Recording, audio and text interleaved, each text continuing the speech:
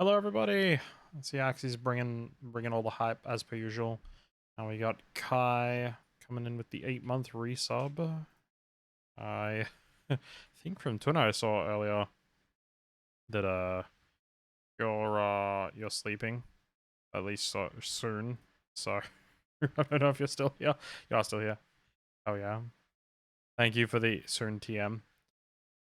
Isn't that like every VTuber? You're sleeping, Nay? I am. I'm just gonna say, nay. I don't know if you've been reading the conversation in Discord, but like, I am internally screaming. If what I think the person was saying, if I'm comprehending them correctly, like I'm legit going to like lose my mind, which wouldn't be new. Good. Don't go and look. You'll have nightmares. I mean, I already was going to, so this is just going to compound on top. Anyway.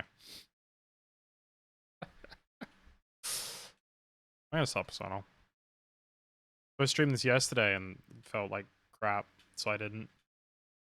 All the VODs are up. I got all the VODs up. So anyone who's missed any episodes are all up on YouTube now.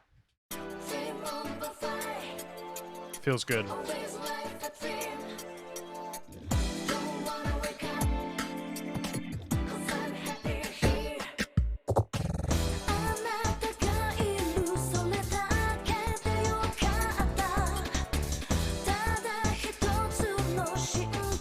Song's still a banger.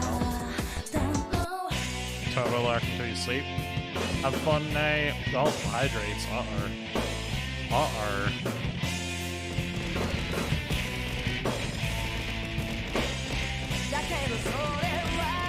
I will have a great stream, thanks, Nay. I'm gonna be well hydrated while I'm doing it.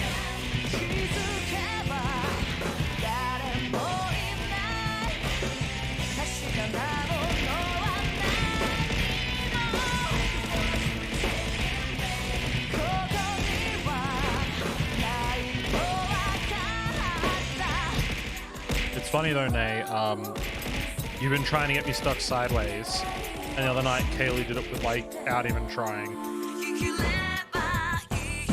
I got hit by the Mega Hydrate, I think she hit with all the other Megas, and then I came back and I was just stuck sideways, and everyone was looking at my sword.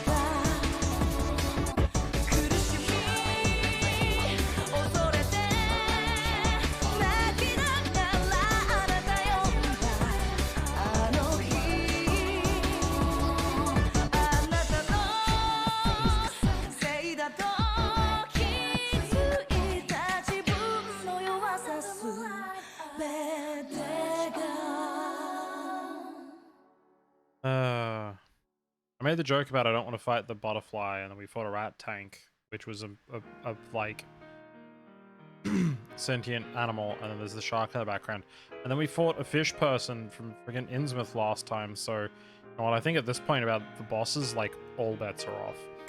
Anyway, this is the most recent save file. It is, yeah, it is.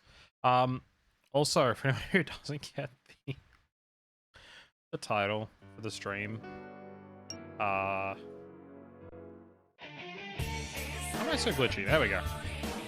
Now, for anyone who doesn't get the joke for the stream title, Makoto is a character from Persona 5. Her codename is Queen, which is the joke there. And Palace are the names of the dungeons of Persona 5. So it's like, hey, we need to go into the Queen's Palace. I'm like, wait, what? And if you don't find any of that joke funny, that is perfectly fine, because it's not that funny, except to anyone, I think, except for me. But sometimes you just have to make humors and jokes for yourself, right? Anyway. Here we are in the palace. Damn it. It might be a little too loud, thank you.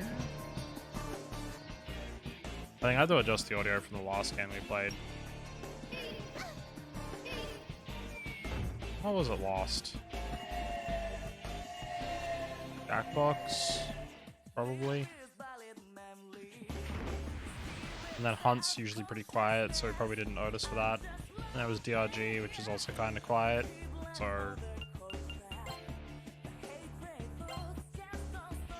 Oh right, I got Frey now. Crimson Sublation. It'll take me a moment to remember what the hell we're doing. Oh, I got ambush from behind, so I just in the front.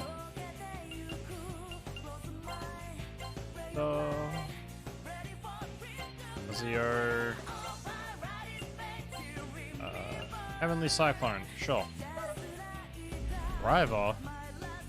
Help me.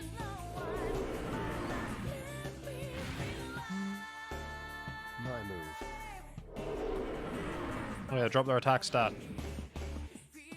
Go for it. Big twin today? Ooh, they are. Let's get funky. Well, that's consistent with like every other Persona game we've ever played. Drumroll punch. Well, we all know, Kai, that if you don't rock and stone, ain't coming home. So, I would sure as shit hope you hear a rock and stone. Or else we're all gonna be trapped here, and that's gonna be sad.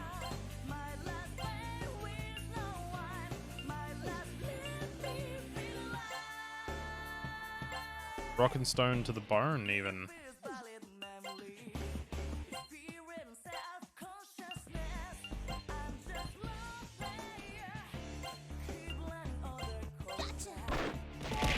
Hang it with hydrate for Carl. Yep.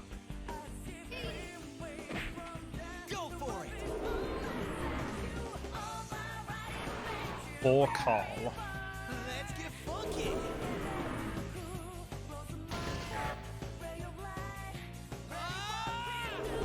Come on, kill us on the front.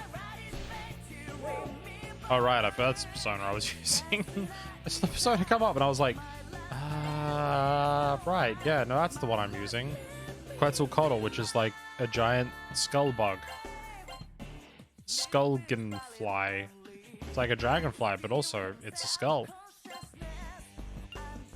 Don't ask me why. I tend to drown every time to go down. I thank you for not persisting in trying to drown me. I'd rather not drown this evening. Also, you have a good sleep, Kai.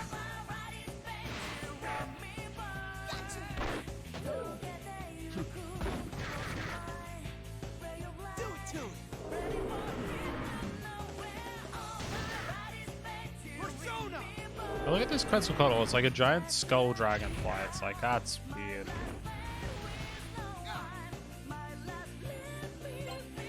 I don't know who approved of that idea, but I don't approve of it myself.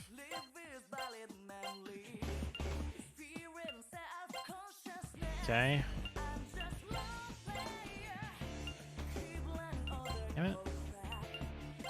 Why can't either of you hit with your guns? Damn backwards ass party setup.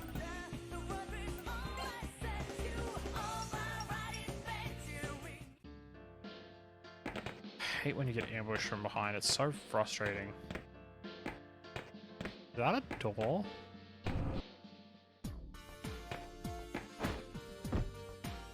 Oh, good. Okay. Oh no. Abby's in pain. Pray for me, chat. I'm gonna need it. I didn't realize these were in this game. Why?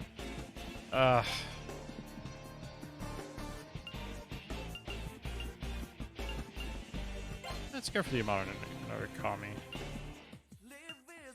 Gloomy and forceful. Wait. Battle? Happy. Fly. Ego. Fly. Angry. Fly. Ego. Fly. Dog please. Oh my god, I can't believe I'm in the Avbros Rugrats stream. I think my name gets slightly more corrupted every stream. Also, hi Toph. I need you to say prayers for me. Oh god.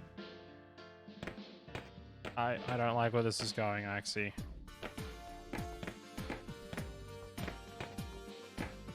Purge the unclean. I went through a doorway and walked down the end of a corridor, and it was like, hello, here is a trapdoor. It's going to drop you down 2 levels of this dungeon, and now I got no idea where I'm at. That's never fun. Nobody has fun when that happens.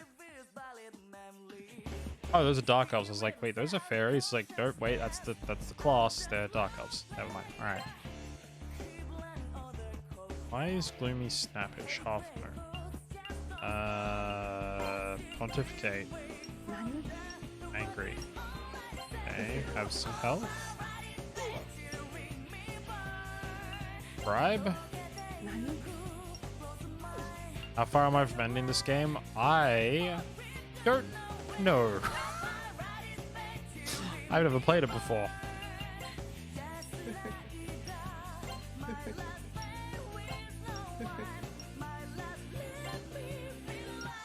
I'll curse you if you fuse me with some weirdo demon. Spoilers, I'm gonna fuse you with some weirdo demon.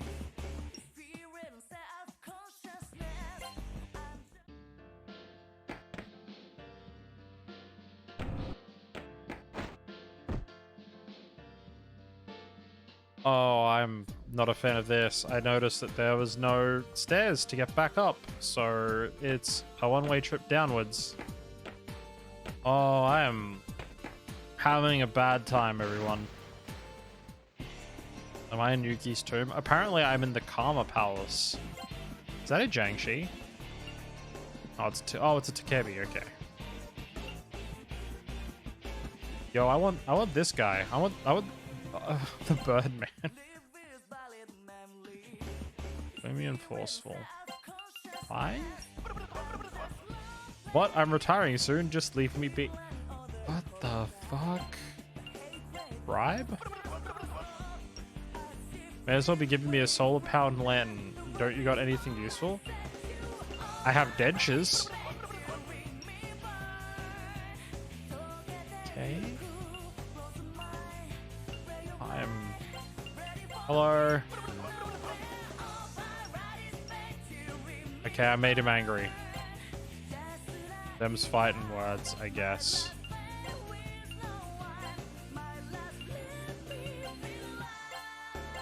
I don't. Every once in a while, I'm like, yeah, I get how this system works, and I nail it like a couple of times in a row, and then I get into the next fight, and I'm like, yeah, do this one, and the game's like, no, you don't. I'm like, okay, I don't. Help me.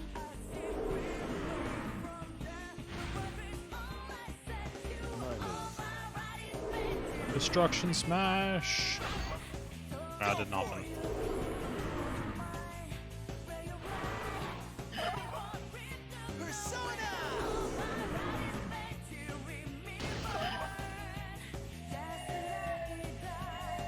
Wait, he's gonna put everyone to sleep?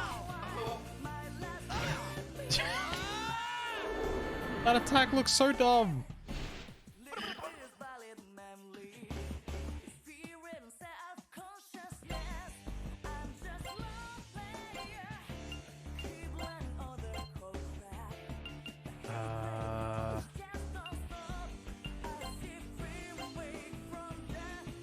Does it work on ships? That is a good question.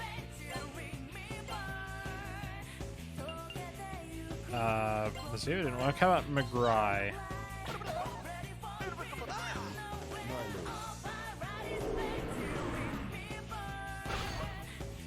Let's get funky. Let's get funky.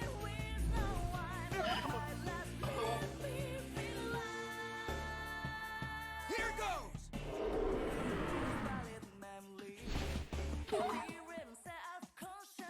Nice. Hello, Toilet Ghost. Do you want to join me? Foolish, joyful, timid. Dance. Keep dancing.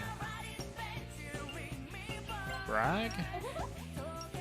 I don't understand how that's a brag. He's like, haha, je t'aime. I'm like, that's not a brag. Bruh.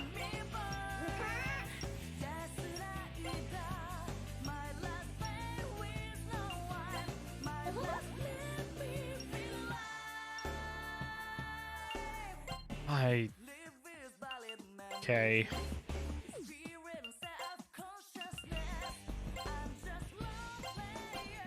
I don't understand.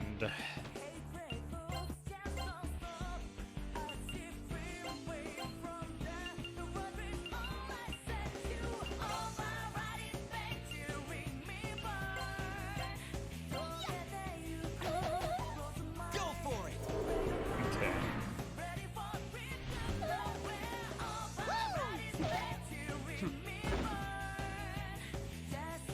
Persona. Okay, so I can't shoot it, so on my party is effectively useless right now.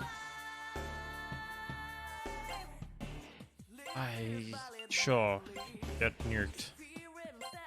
Nuke the toilet.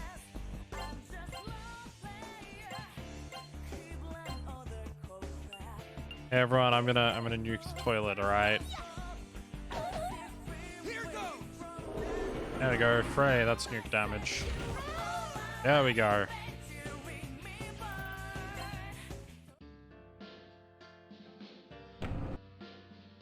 There's gonna be another trapdoor at the end of this hallway.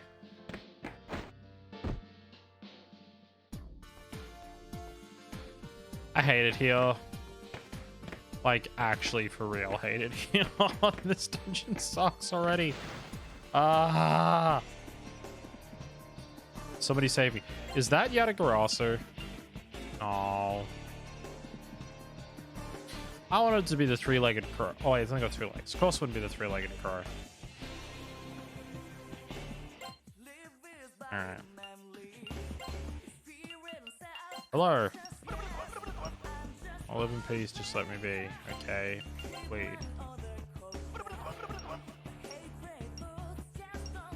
Sure. Fringe?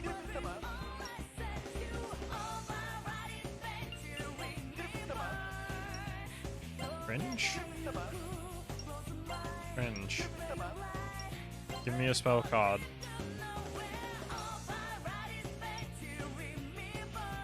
Did I wasn't paying attention. I feel like it was like, you're too low level, you don't get the spell card. And I'm like, well, never mind. Alright. Firewall.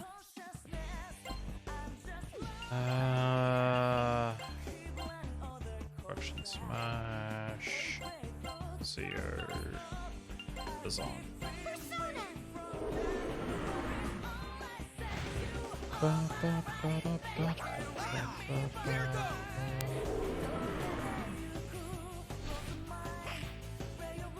Persona.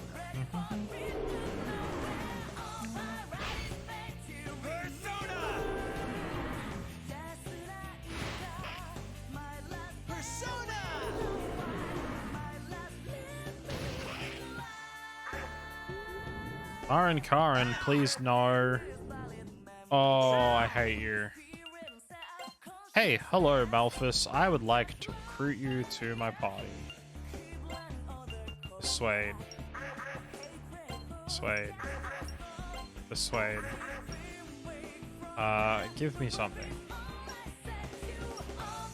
Okay, now fuck off. Ah.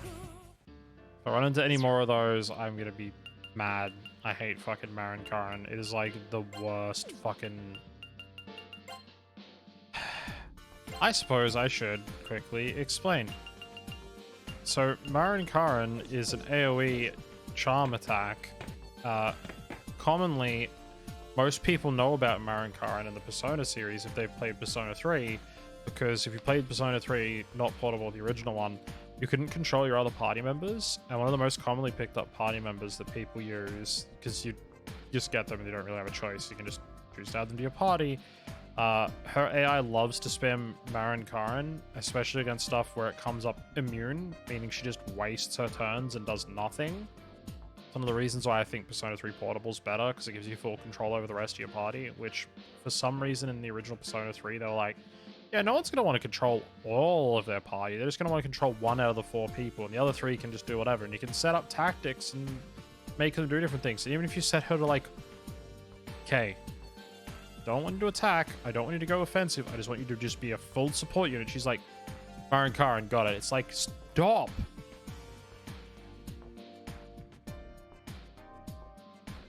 It's also why Persona 3 FES, which is the enhanced edition of that, which you also still can't control your entire party in it, that has the additional storyline after you finish the game. It has like a whole like epilogue story thing, which is a completely different like full game as opposed to like some of the later Persona games, which we'll get to eventually when we get to Persona 4 Golden and Royal, where it's like, oh no, you play through the same regular story and then there's an extra bit of the story at the end. FES is like an entire story in and of itself, additional, like a full-fledged game on its own. But because it still has the same mechanics where you can't take control of your entire party, it's just like, oh, this is horrible. Why would anyone want to play this?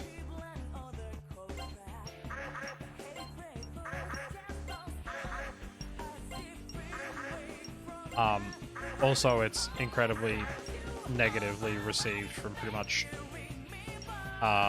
everybody in the Persona fandom.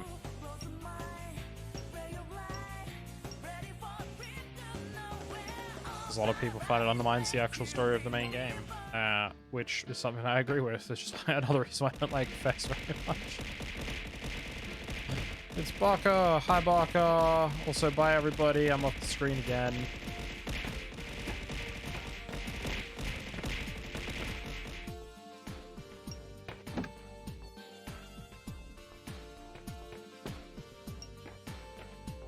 Turquoise. One Malachite.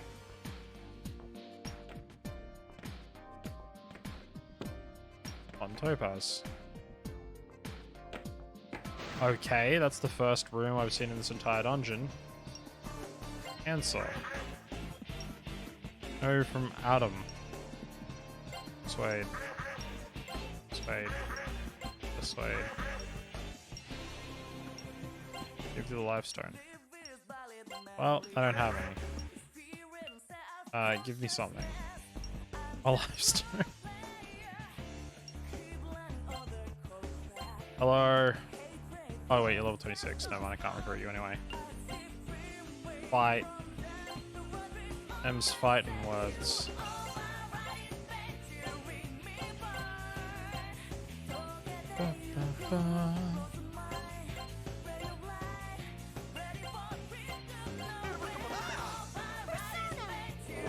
Persona.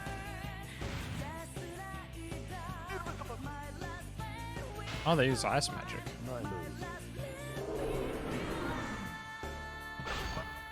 Persona! Oh, the damage in this game is so, like, Let's get funky! weirdly inconsistent. Like, I know some stuff is, like, more resistant to, like, physical attacks and stuff like that, or only, like, marginally weak to some types of attacks, but you'll hit something with, like, an attack sometimes. It's like, weak 27, you hit with another attack, it's like, weak 38, you're like, okay, is the damage rolls in this game just really big, or is, like, the defense is, like, really weird in this game or something? Nothing has seemed particularly hard yet. A comment that I will come to regret, and you will spam the hubris emote at me at some point, I'm sure. But none of the, like, bosses or anything so far seem, like, unbeatable. Like, I haven't actually lost a fight against any boss yet. I've come close. But I haven't outright lost a fight yet against the boss, which is good. Sort of the space that you want to be in, where there's a challenge, but it's not like, oh, you weren't prepared, you just die for no reason. Well, down the hole.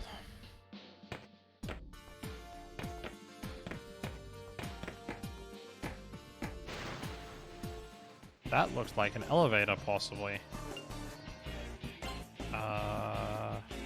Mercury, Maggie, level 24, aren't I? Yeah. Gloomy, snappish. Fight? No. Sing. Can't stand sight of you, give me something. Energy. Sure. Okay, you don't like anything they're doing. Cringe. Okay, I made them happy. Lie. Made them angry. Flatter?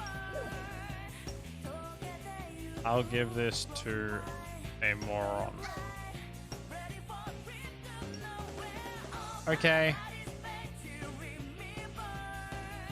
Drained my life and then hit me on left. Sure. I can't agree. Crimson Sublation? Wait, is it only hitting the one target? Oh wow, it is two. Never mind. Fry. Firewall. I guess the persona that she's got equipped is a security expert. Considering how often I keep making them put up firewalls.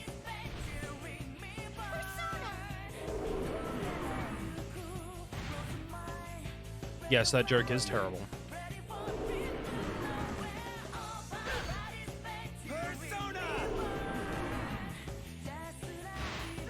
No, it's not. I think it's a matter of perspective, to be honest. Give it that back.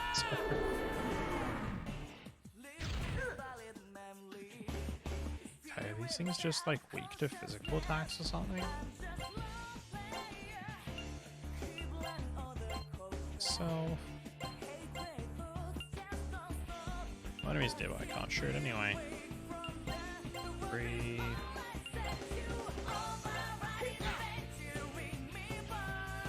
Okay.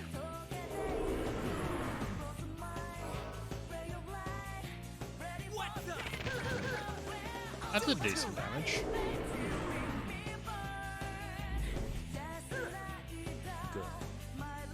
Yeah, they're resisting most spell damage, which is not good. Okay. Physical damage seems strong.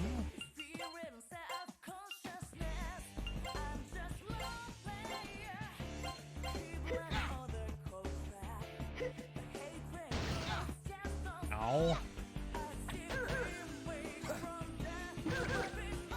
Yep.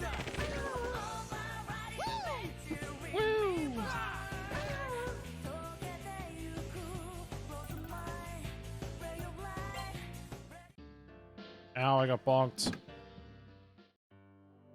Oh, thank fuck. Hey, you walk down a passageway and you, like, fall down a hole repeatedly. Oh, look, you finally found a tree. Okay, thank you, game. Victor, how you doing? Thank you for the bonk. I don't know what I did to deserve it, but I'm sure I did something. Also, I am doing average.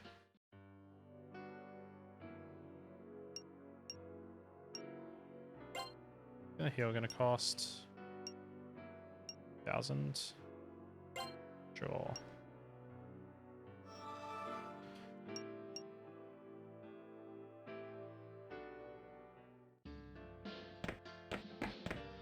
That's a stairwell.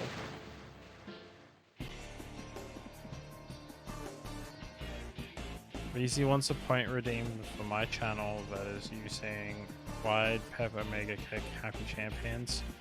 Well, it's not your channel, it's my channel, so no. With like 10 question marks?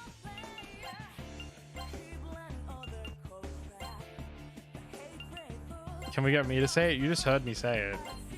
I don't do it anywhere near as good as Axie does, though. That's the problem.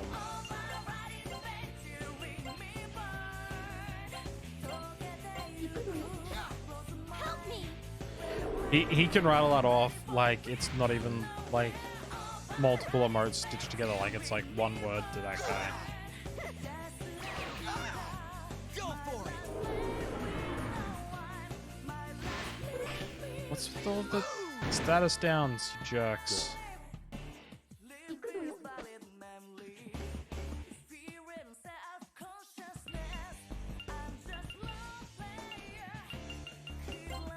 Hmm.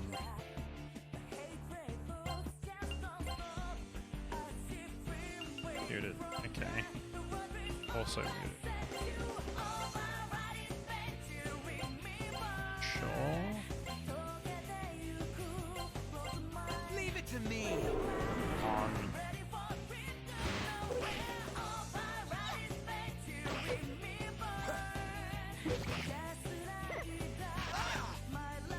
Infinite spiral. Oh god. We're in a Gurren Lagann game all of a sudden.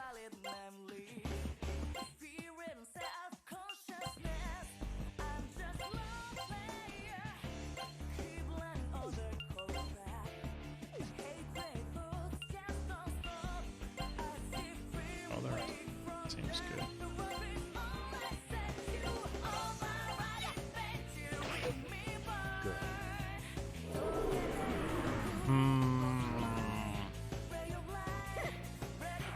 Oh my god, stop!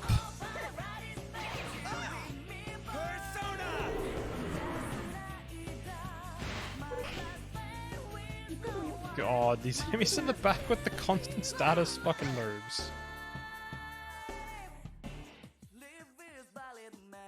It's not mute, it's fucking panic. Like, seriously.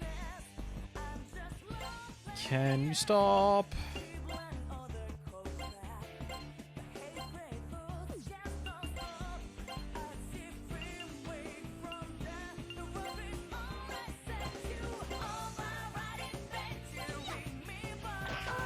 Oh my god, finally. Don't shoot your own party members in the back. Fuck. Oh my god, quit panicking them constantly.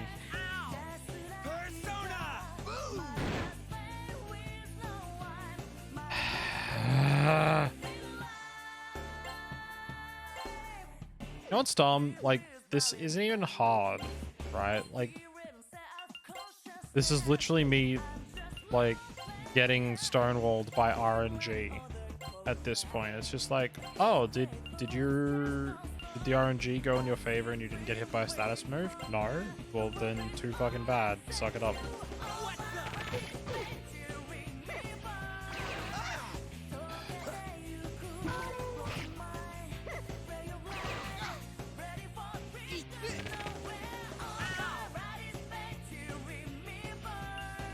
Swear to fucking Christ. Why even bother telling any of these three what to do? Because they're fucking panicked. Not gonna accomplish anything.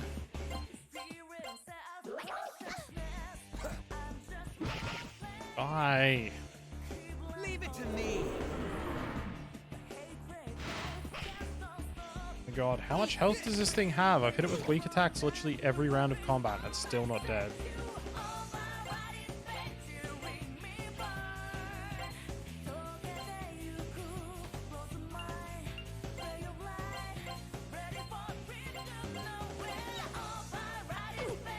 Oh, fucking finally.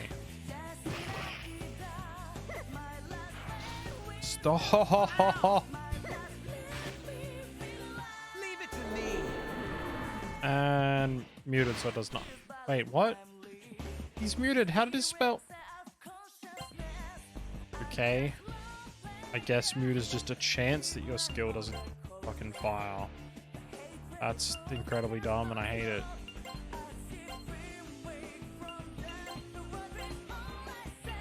Why would you... No, I never mind. Why am I asking?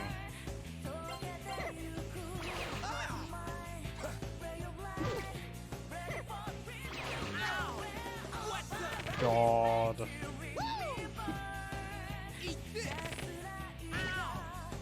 Everyone's positioned so incredibly poorly that they just cast the panic spell Palinpa and is just hitting like 4 targets at once and giving me just all of these turns of friggin' panic. Like, look at all the panic on this party right now. Like, 2 of them have 3 turns because it's got the 2 next to it. One has 2 turns and the other one has a single turn. And then there's one guy on my party who's like, no, I'm not panicked, I'm fine.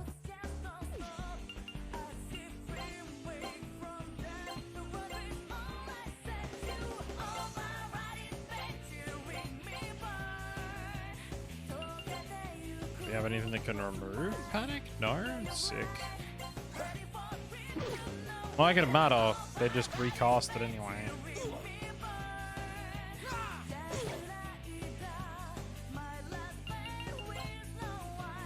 We do the same thing.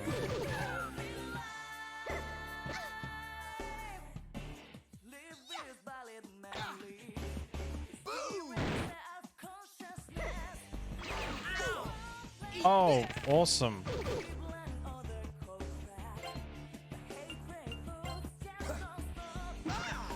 Now my entire party's panicked. Cool. Yeah, just keep spamming that panic. The silence. I'm just gonna sit here and wait until I can actually play the game again.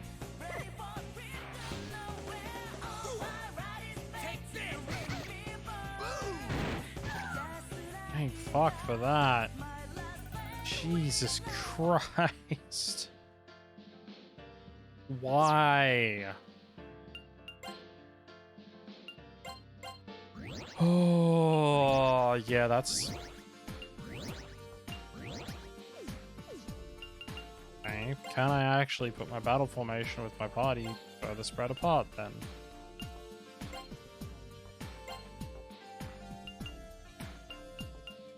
Without effectively nerfing multiple party members not doing anything.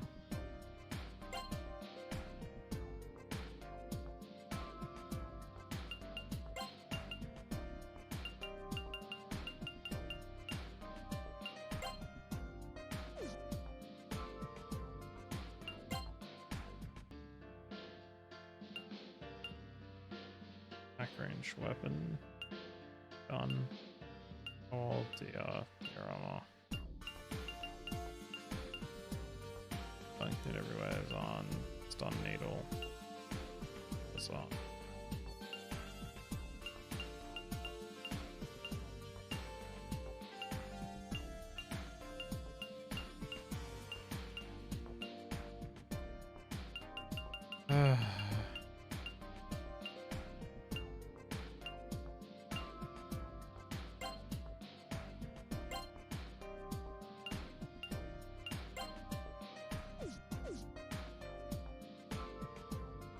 Okay.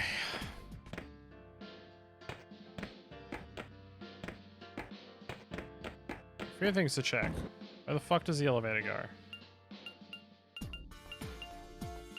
Okay, back to where we're at, or any of the other floors. Let's see where this comes out on basement 2.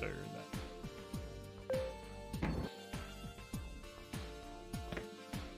Yeah, part of the dungeon I never made it to.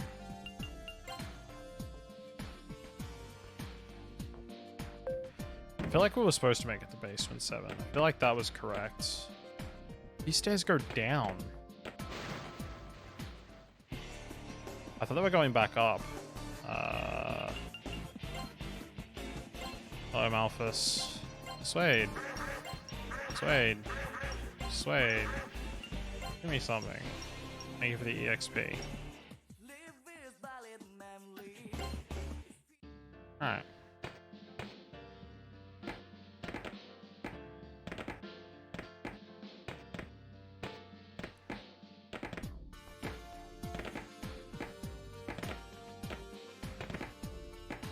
Yeah, that was the right way to go. Okay.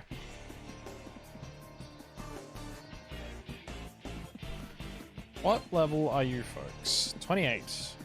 Jesus, I'm way under level then. Time to fight everything.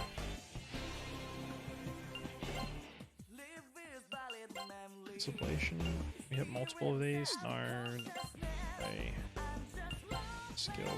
Firewall. Skill. The skill. Skill. on. Gotta go for all the AoEs, right? Okay. Help me. Barely even started combat. One of them's just like, nah, I ain't about that life, and just left. Leave it to me. Pictures on. Yeah. Let's get And funky. Leo, I would assume, knowing they're birds, they used Gyro before. Yeah. Cool. Persona. Probably Defray. Sweet to nukes. Fights. Skill. Prey on front. Skill. Attack. It's bow. Destruction smash. Go. Alright, Gion. Good thing I put up firewall. Jeez, that would have hurt.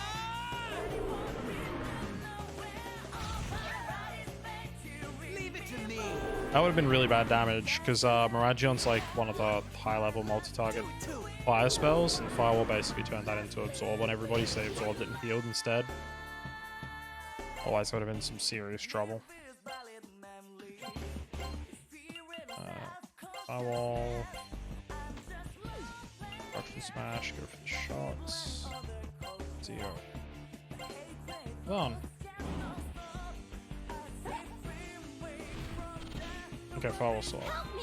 Wanted to be certain though. Wasn't sure if it was like a single use. Get hit by a Miragion that's gone. That would have been bad. Because they got hit by Miragion again before I cast it the second time. Here goes. Oh, that's gonna be big damage. It said Kya when it died.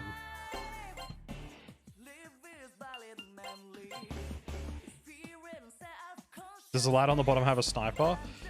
He does. The weird part is that the game doesn't call it a sniper. One of the previous guns he had in like the equipment menu called it an M16A2, and he still pulled out like the hunting rifle, like sniper rifle sort of thing. And I was like, that's not what an M16A2 looks like, game. What's his gun called at the moment? A Hydrojet. I'm not sure what a Hydrojet is, but apparently it looks like a sniper rifle.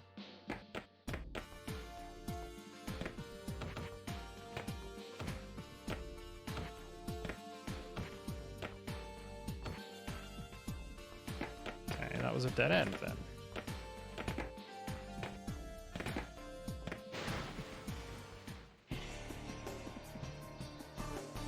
Hydrojet is Demon Dimension for Committee 14. You know what, Axie, you might be right.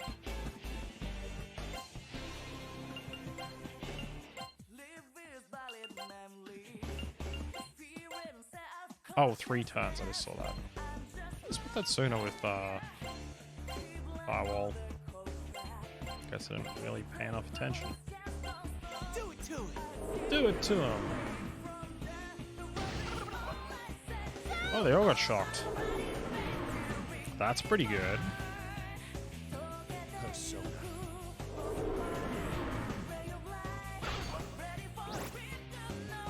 26. No new skills? Damn.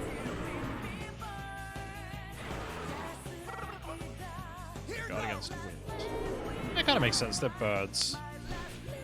They all have special persona. They did to begin with. So if you have a look, the main character started with Phaleg, and I've got Quetzalcoatl and Vidocq now on them, which gives me access to some very different skills. And Marky had Marso, and I've got Sardi and Parajack. And yeah, they've kind of got some different ones, I think. Yeah, Nanjo ended up with Shoki on at the moment, but he did have Aizen and Yoa as his default one. And these two still have their default, so he's got Ogun and Nemhane on Brown. Yeah, they did all start with their own personas, and they're able to equip them when you fuse them in the Velvet Room. But it seems like you can only really equip ones that match like their specific tarot element sort of thing, or one that's nearby. So like Marky, I think's priestess. Let me check. It was priestess. Yeah, so her first one was priestess, so Sati's also good. And then Pyrojack can also go on her because it's lovers, whereas if we go to like I don't have any spare ones at the moment, but yeah. I can't. No, I can't put any extra ones. I actually have to recruit them in the Velvet Room. That's right. Yeah. But yeah, like I've tried to give ones to some of the characters, and the game goes, no, they don't have the like right element for that thing, so they can't put that persona on. I was like, oh, okay. So it's pretty interesting. I've kind of just been the biggest problem is I've kind of been like short on demons. Like, let's have a look. This one is 28, so I can't recruit carry anyway. But the way the recruitment system works, if you see that box up in the top left where it's got happy, angry, happy, eager, and scared. If you go in, there's like an option selection list for each character in the party. They've got 4 options each, and each one of those will have a different effect based on, you know, like carries gloomy, timid, and snappish, and if it's new moon or the full moon will change which ones work on them, sort of thing. Yeah, pick up. But when you try it, so say for example we try and invite it. So Ross invited the demon. Don't talk like you know everything. I mean, you're still alive. You can act that way once you've experienced death. And see, now it's angry at me. So the trick with it is you have to fill up the eager part of the bar. So you have to work out which one makes them eager to actually join your party. So let's try bribing it. So that made them happy. So we might be on the right character. Let's try condescend. Scared, pontificate, angry, sarcasm. Okay, there we go. Eager. More eager. That made them happy that time. Happy.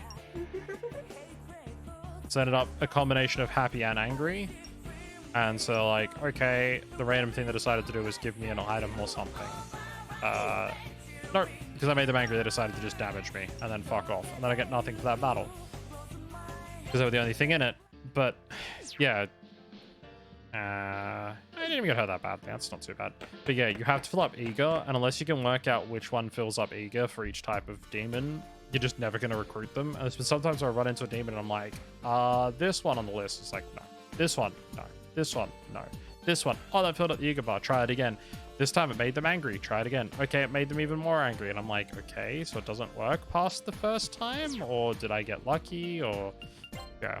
It's, like, I understand the system. I had to actually go and look it up because I wasn't recruiting, like, any demons when I started on early on this game. And then I, like, looked it up and it's like, oh, yeah, you just have to increase ego. And I was like, well, I could look up a list for every demon and just get, like, the correct response. But that's boring. So I was like, I'll try working it on my own. And it's not been particularly constructive. It's a room with an entranceway into a green room at the end of a hallway with nothing else around. I'm pretty sure it's going to be a boss fight. Nope. Chewing soul. Life stone. Bible bead. Okay, that's handy. Back in Yugi's pyramid. I never left. I couldn't. Can't find the way out. I'm trapped in here. I'm level 25 now. Let's try and recruit to Kebi. Wise and timid. Oh, it's new moon, so it's alternate effectiveness. It's one or the other. It's either new moon or the full moon that the traits basically swap. So pontificate. Okay, so it's new moon, so it's straight.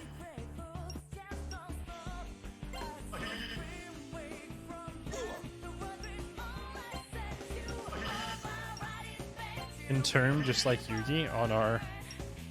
I have a spell card. Remember this, Takebi only follows the strong.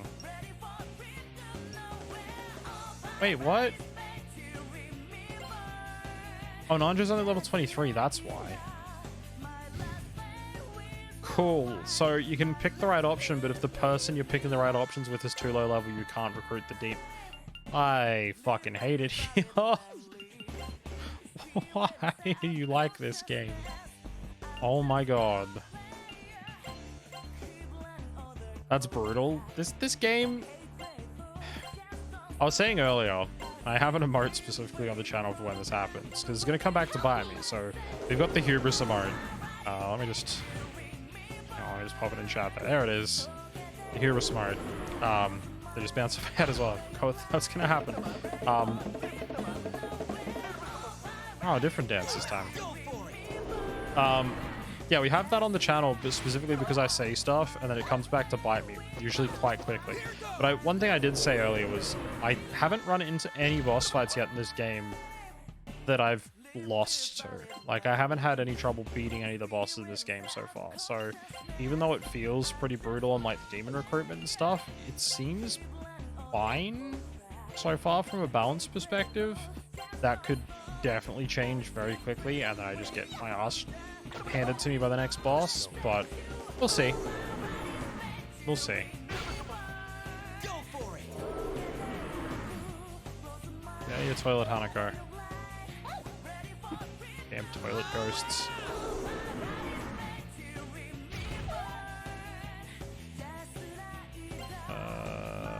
Hubris, there it is. Might be a little bit early though, Type. Haven't had anything to be hubris by just yet. I mean, it could still happen, it's just not yet.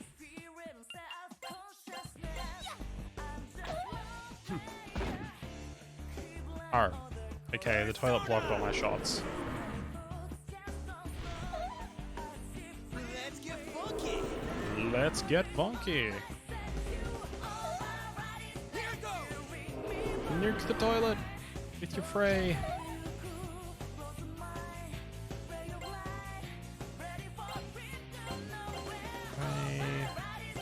Attack. Yes, Nanjo does nothing. May as well guard then. Free. Hands on. Leave it to me. At least it's guard and not reflect. Like, at least I'm not shooting the toilet and have my bullets reflected back at me. That'd be really shitty.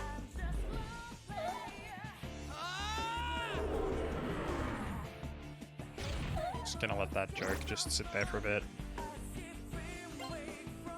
Let it sink in for everybody. Leave it to me.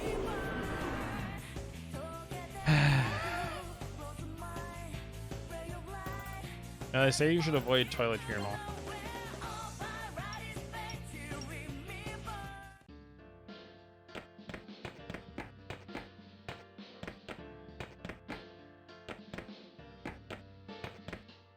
Oh, no trapdoor there. Okay. Trying to escape from this one. Successfully escaped. Alright.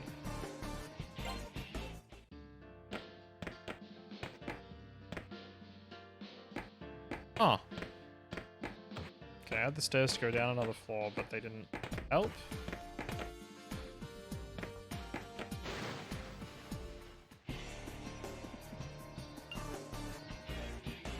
Link to Zio and Zon. It's like, what were these things weak to? Ray. Firewall up because they cast Maragion. Baronda to reduce their damage output. Zio and Zon.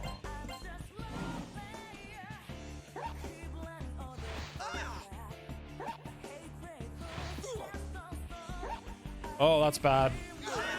Ow. Needed that firewall up sooner.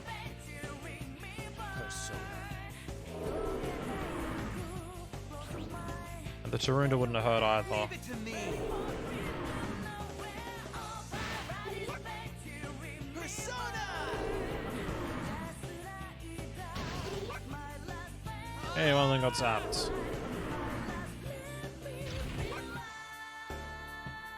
Okay. Fight. Skill. Ray. No, not skill. Attack. Skill. Production smash. Skill. Theo. Skill.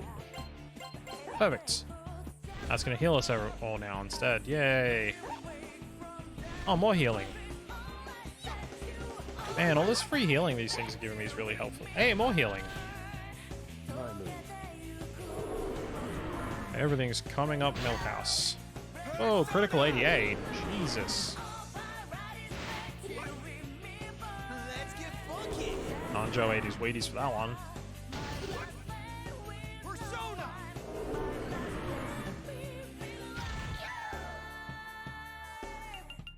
Alright, auto replay for one turn. Stop.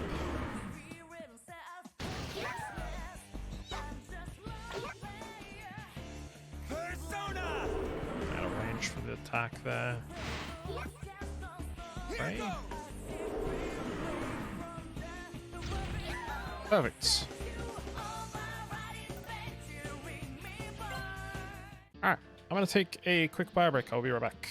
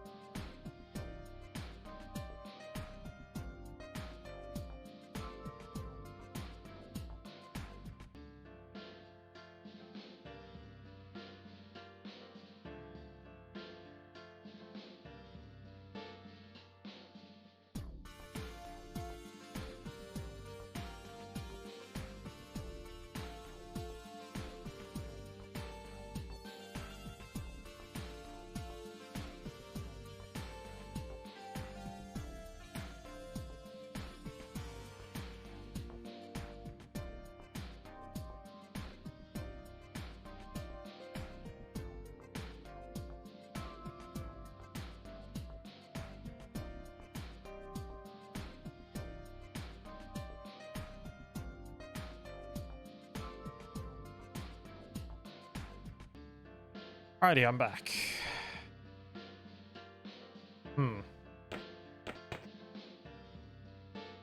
Oh, this is just like a bridged tunnel?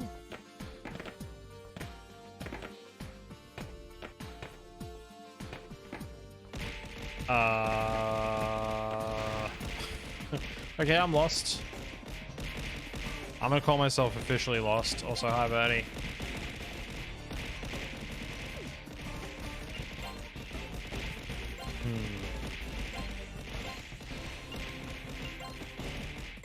Firewall. I don't trust any of these things not to yeet fire at me at the moment.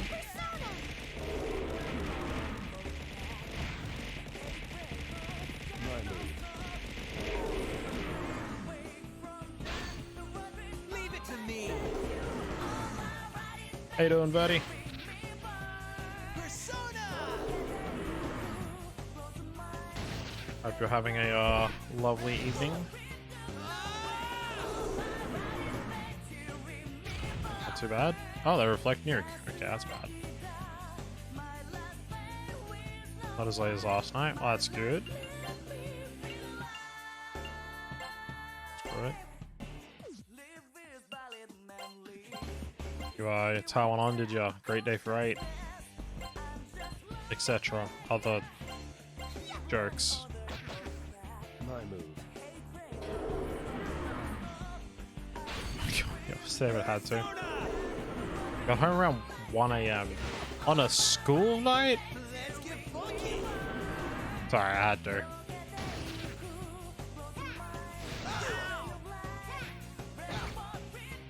Boss was in town. Yeah, that would do it.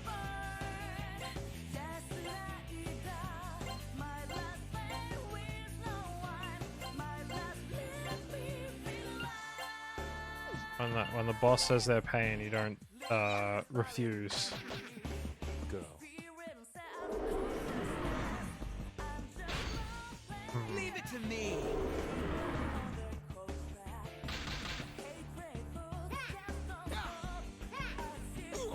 Do it to it.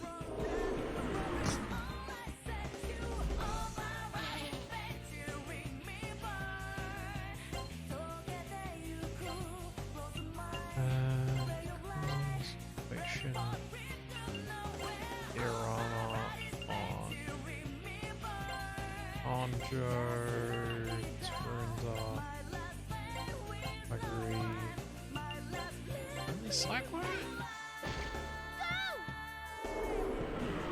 I love when they try and melee attack me, and I have all my decks, and I'm just like, I'm just gonna dodge now. I was about to say something about how much dodge that I've got, and then realized that calling myself that would be a bad use of the English language.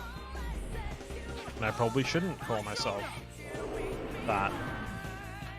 You could probably work out what it is that I was going to call myself using the word dodge.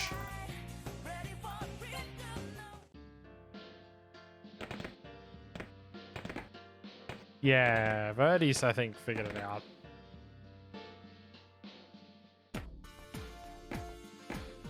Oh, there is stairs up here as well. Okay, that's what I missed.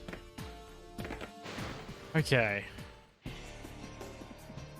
Look, I almost called myself that, yes, and then realized, wait, no, you shouldn't say that. That can be taken out of context. I mean, it's what you call someone with really good dodge. You'd call them...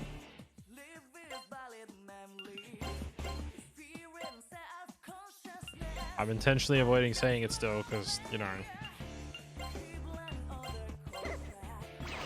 Oh my god, fuck off. I forgot these are the things with pull in for.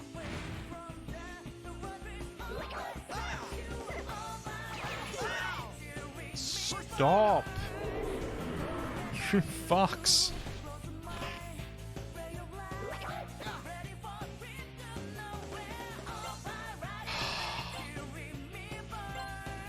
Abby's getting upset.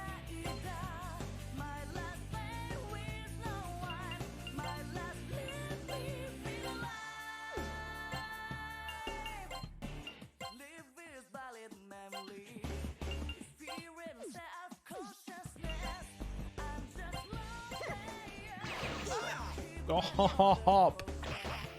The fucking pull-in paw. Oh my god.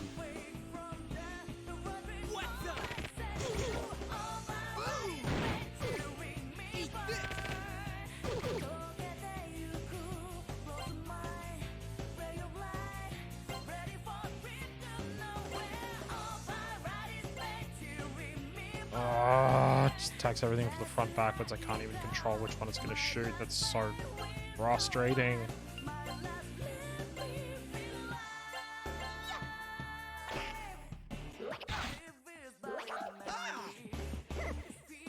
Stop. You know what?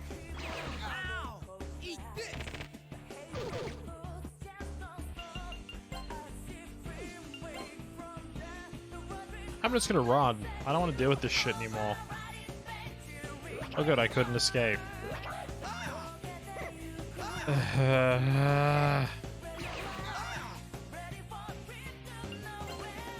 Well.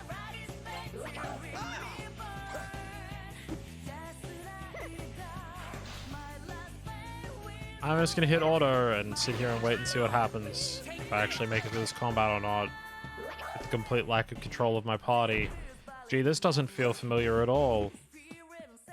Totally haven't played with berserkers in any sort of RPG previously where I lose control of everything I'm doing. I mean, who would do that on a regular basis?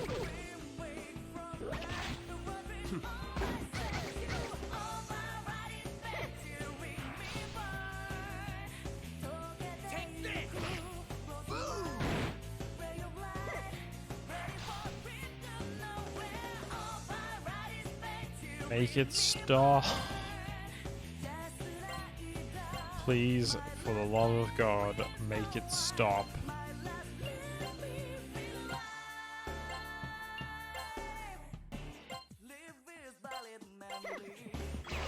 No. You fuck off with your pull-in paw. Get out.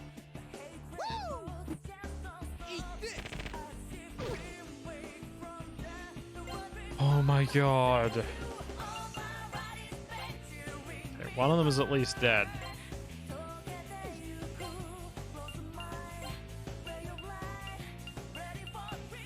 Finally have some control of my party again.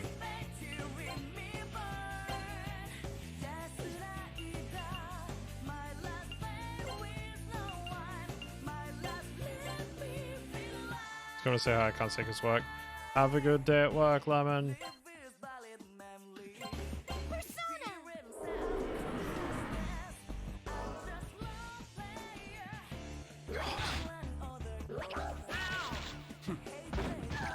Thank you. Fuck.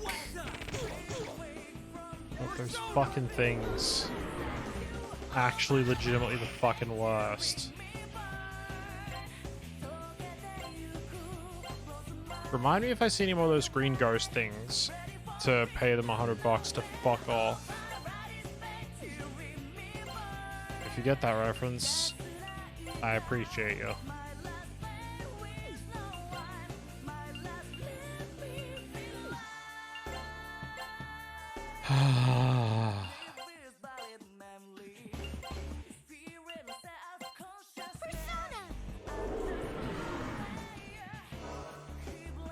Seriously. Oh, we got recon. Now we can bring people back from the dead.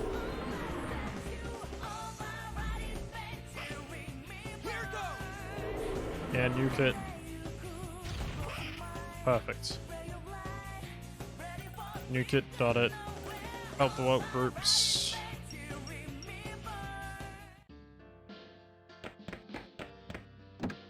Okay. That deserves a save before I get railroaded by a bunch of green ghosts into losing control of my entire party again. For the third time this evening.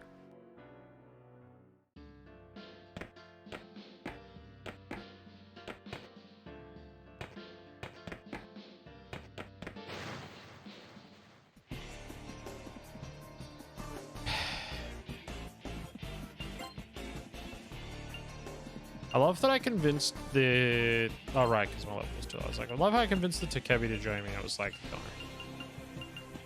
I hate the EXP system in this game. God, it's the fucking worst.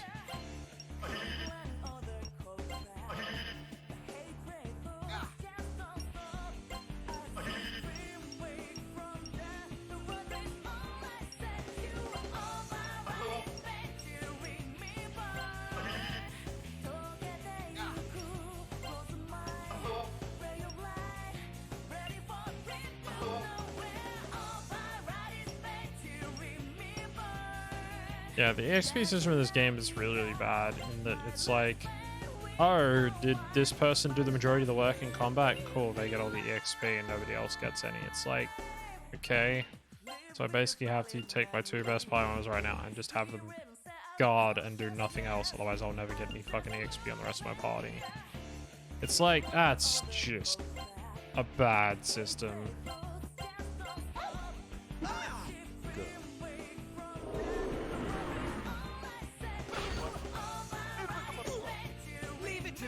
Just everyone still gets EXP. It's just like they didn't do the majority of the work, so they don't get anything because they didn't do much damage. It's like, yeah, but they're also staying at the front doing, you know, tanking or getting confused constantly.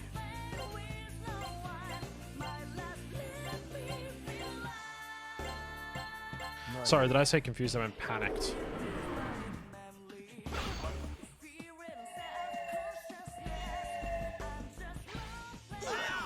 Ugh. Now the 3 members of my party I wanted to level up are all asleep.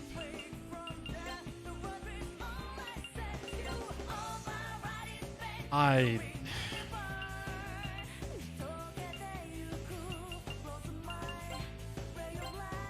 can't win. Like over here, just like, what am I supposed to do right now? Wait for them to wake up.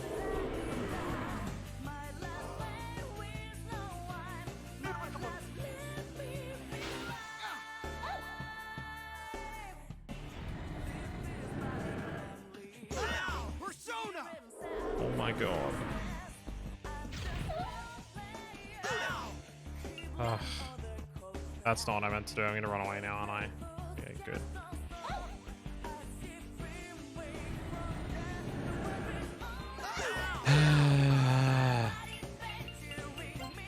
No, everyone's gonna die.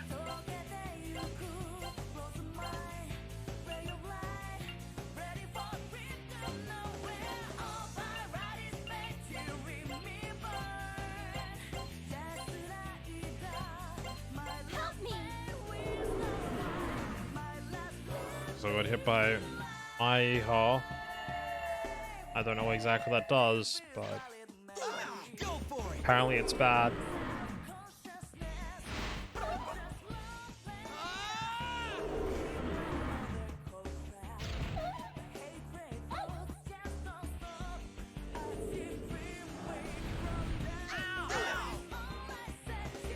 Okay. The attack was called Shibaboo. What? Oh, now they're bound and can't do anything. Okay, I see.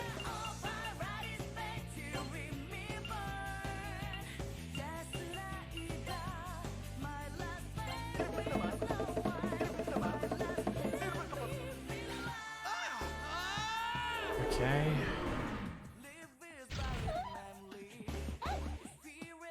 There we go again with the Shibaboo, which summons a green face that gets angry at us all.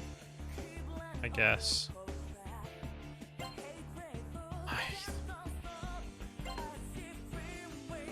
Okay.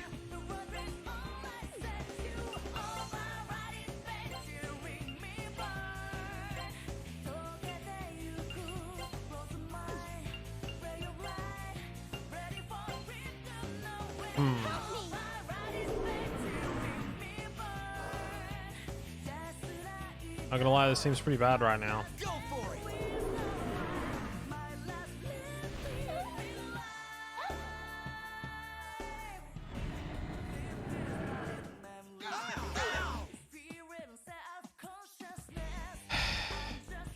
I'm not even like deliberately avoiding like status removing moves or anything like that. I'm just like not getting them.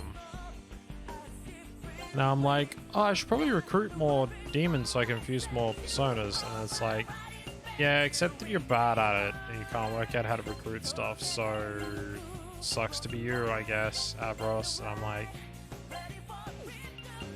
why are you like this game? The game doesn't respond because it's, you know, not sentient. No matter how big of a dick it's being. Go for it. Let's get funky.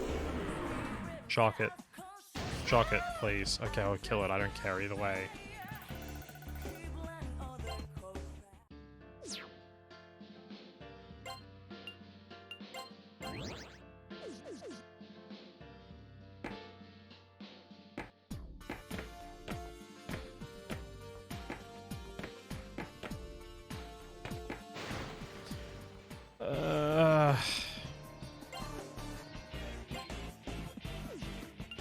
God. God. You two don't need to level up. Other people need to level up.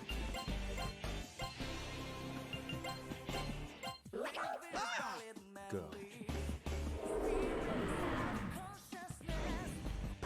Just... Leave it to me. Persona.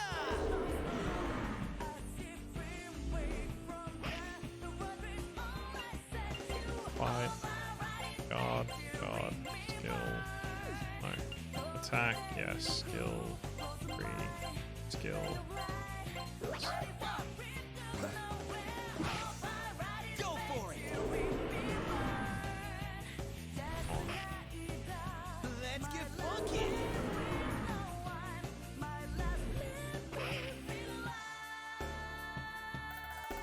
Wow, it was only like worth that much XP as well. Basically nothing.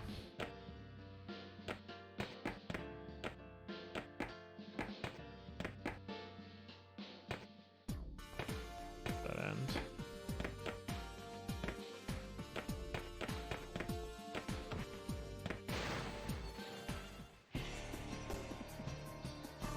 The demon spoke to you. Answer. There are an obstruction on our path. Remove yourself now. Yes. Taunt? Taunt. No. No Malachi Fear. Taunt. Oh, I just made them angry. Awesome, and then they attack out of nowhere. And now I'm gonna get hit by full party silence.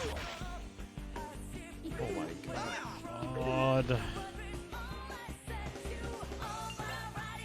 Just run.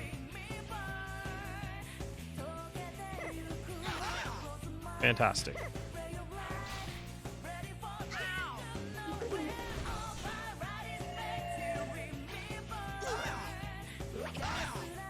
Oh, not only muted, now also asleep. Nope.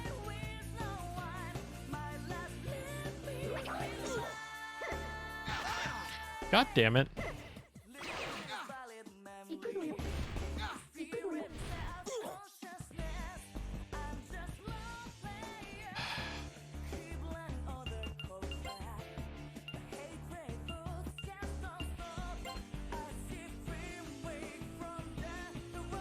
Wait, I can still talk to them while I'm panicked.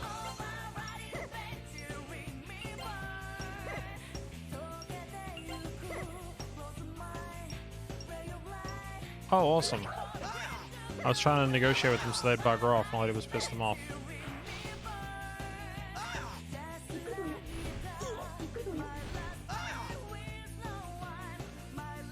I don't like any of what's going on.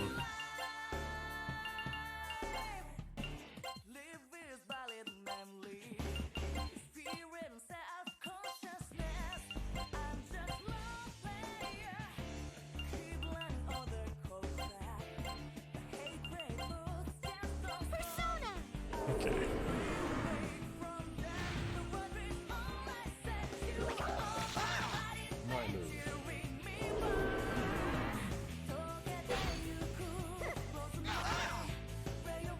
The worst part is those green ghosts at the back are weakest to like melee and gun attacks, and I can't use either of them because they're at the back there and I can't reach them with melee or gun attacks.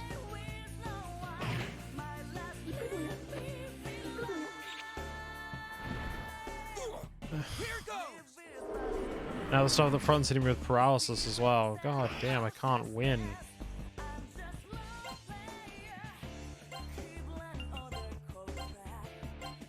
Please don't also reflect nuclear, because you already reflected fire. I don't want to have to switch persona and then be completely useless.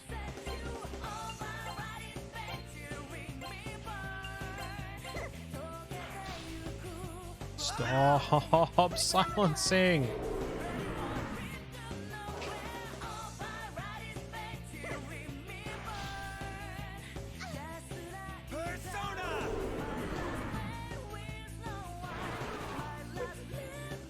Let's get funky. Persona. Please don't reflect the nuke. God. Okay. Nuke. Bow.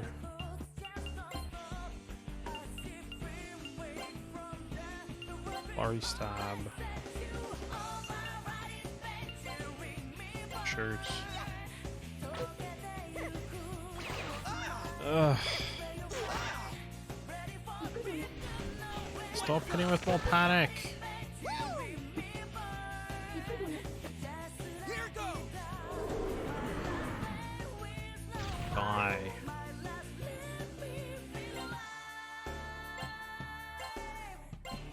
Nuke it.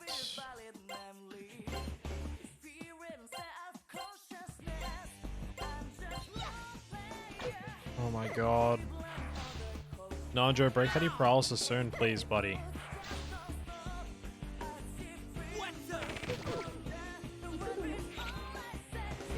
Nope. Persona.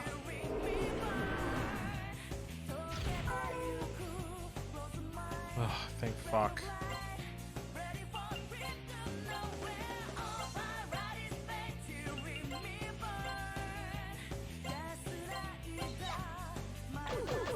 Oh, God. Okay, these things are gonna die real fast now. What's up? Woo! Thank fuck for that.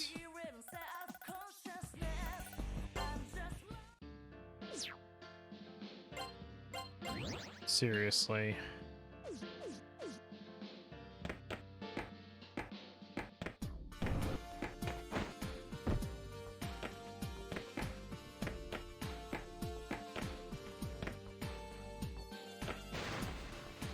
Alright. Feel like we're making progress through the dungeon again.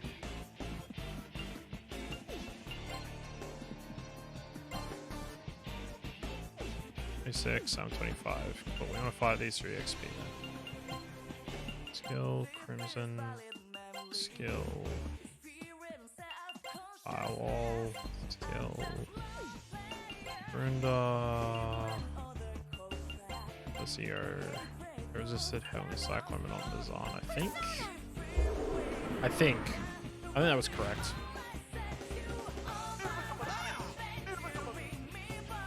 I've seen him use Bushu and Garu. I haven't seen him use like a fire spell ever, but there's no reason not to put up Firewall to get the skill rank up on Marky's persona. Because it won't unlock its new skills as the skill rank's high enough. Let's get funky. No, in fact, as far as I can tell, it's the only way to unlock skills on them. Like, the level doesn't matter.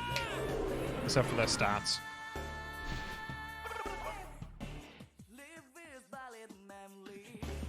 Even then, I'm not entirely sure that makes a huge amount of difference compared to the character's base level stats anyway. Leave it to me.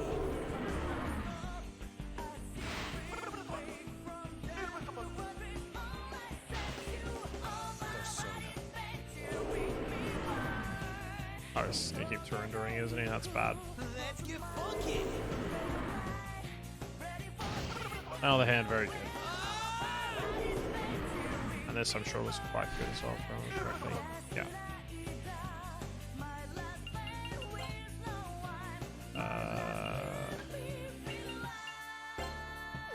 I don't want to change persona. Ray. Attack.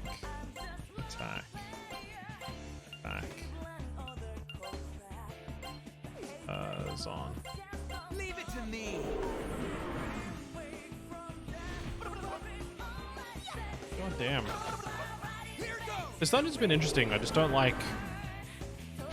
I can't see any more of the map than what's showing on the screen. So when we get out of this fight, that's as much of the map as we can ever see. Like, there's no way to zoom that out or see any additional on the map. So you go to a dungeon like this, it just has constant, like, little, like, branching paths that ends that drop you down to the next floor. It's like... it's not particularly helpful. Also, that last floor dropped me off into a section I've already been to. Which is completely unhelpful.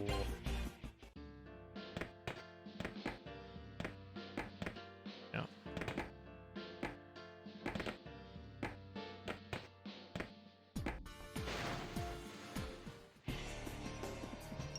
Nope.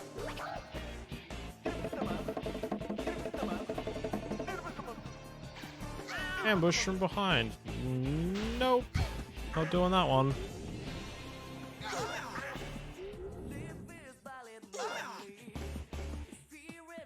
Escape. Damn it.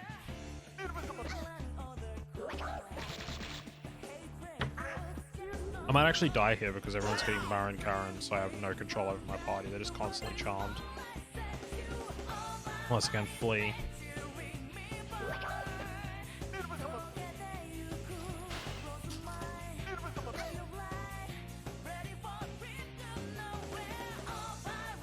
Which it doesn't look like I can. I have an item that lets me escape from combat.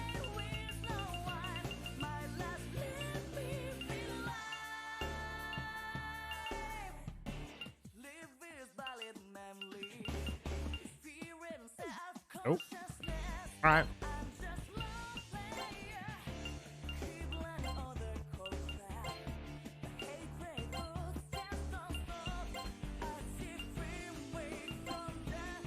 Brunda.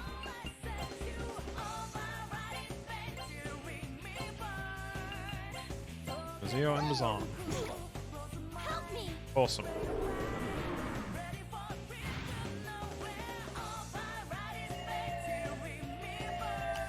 Don't put me to sleep.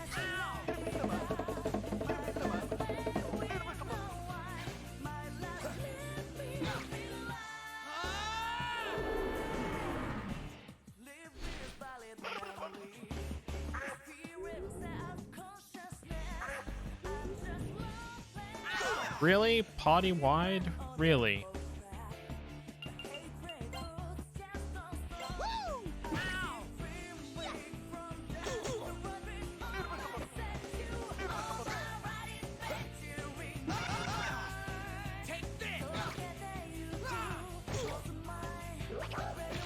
I have no control over anything that happens right now.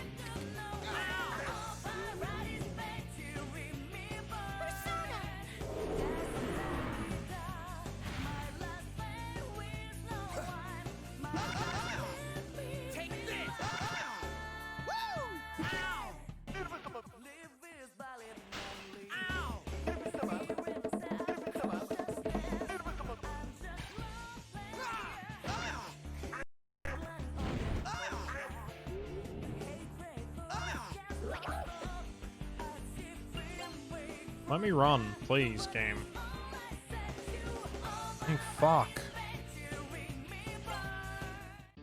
You just get ambushed by them and it's just like, oh, we get the first turn, we're just gonna confuse your entire party, have fun. I'm like, fuck off, game.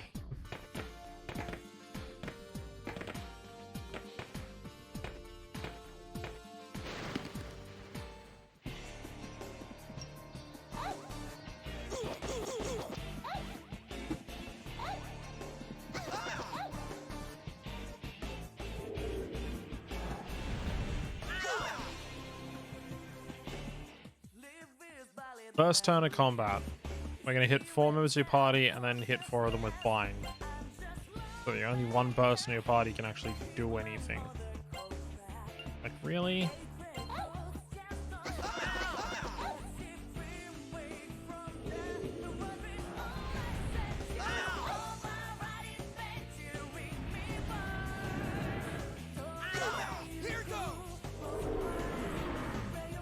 Oh my god.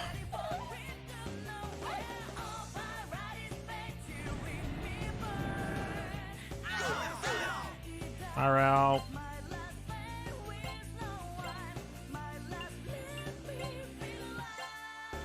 How you doing?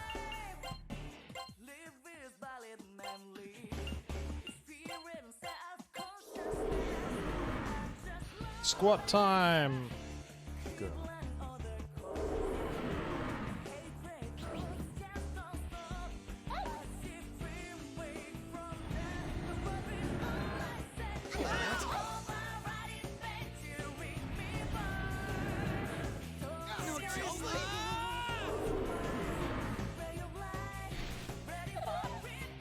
No longer sick, sick stream again. That's good to hear. So sorry to hear you were sick though. Bitchin'. How the homie doing? This game is being like annoying right now. Oh, seriously. All of the enemies in this dungeon. Okay, you know what? Walk this one back. This dungeon that I went into, I started exploring it and fell down a trap that took me down to lower floors. Now I'm like stuck down here, and every enemy in here has some form of crowd control. And I've had multiple fights where I've lost complete control over my entire party. And when that happens, there's not really much you can do about it other than just die. It seems like it's about to happen to me here.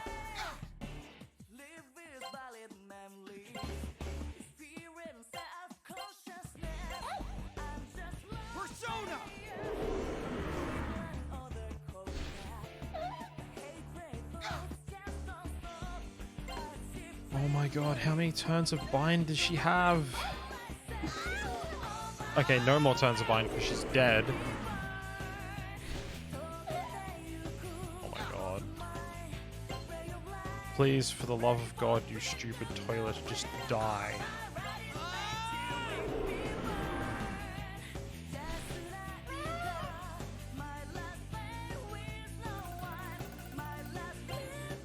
Fuck's sake.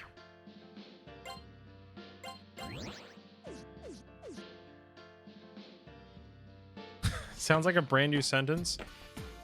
Sounds like my fucking brain is melting.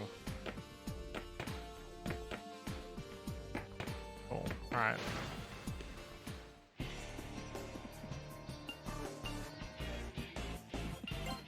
not doing this right now.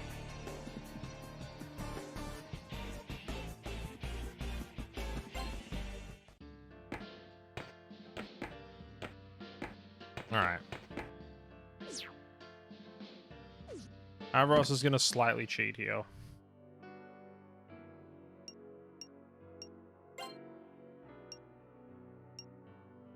I'll find a map for this fucking dungeon.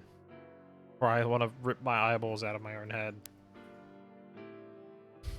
Because this is the sort of old school game design where it's just like, oh yeah, just fumble around in here for like 10 hours.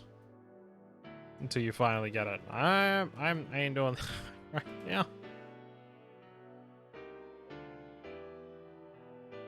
Like, if the enemies in here weren't also able to completely lock down my party so that I can't do anything, I'd be like, yeah, sure, I'll wander around for a while and see if I can't find my way through this. When it's like, oh, you're lost, but also like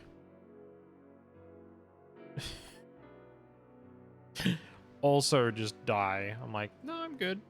I'm good.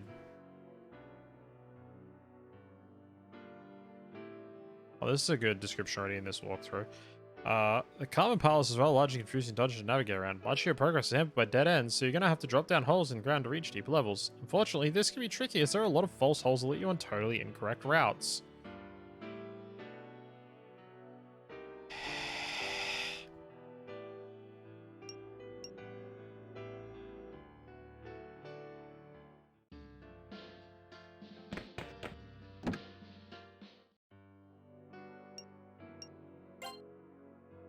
So we're going to... I'm not going to look what the boss is or anything like that. I'm just going to use this to get through this dungeon so that I don't want to stop playing. Be like, well, that's my breaking point.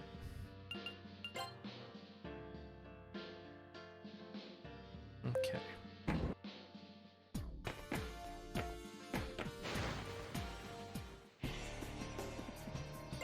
Oh, but I'm fighting these toilets right now. There's another brand new sentence for you. Let's see.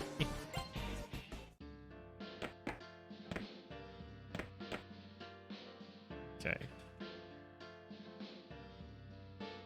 You go down the stairs, place before 2. Continue down the tunnels till you reach the fork. Head north of the first fork.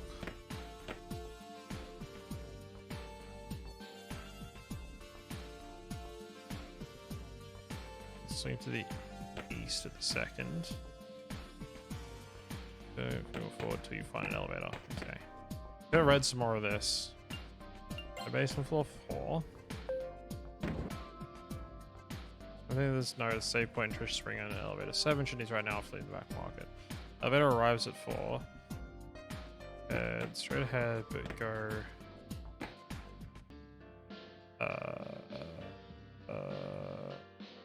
Name of the head plateau.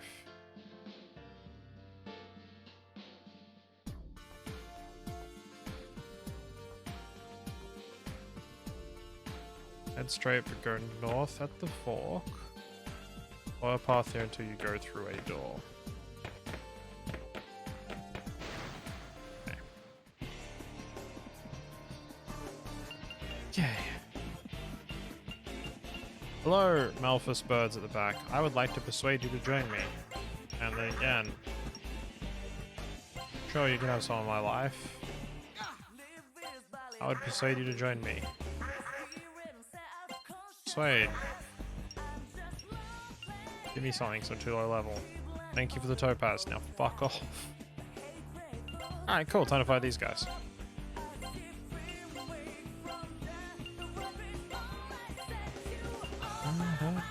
Wait,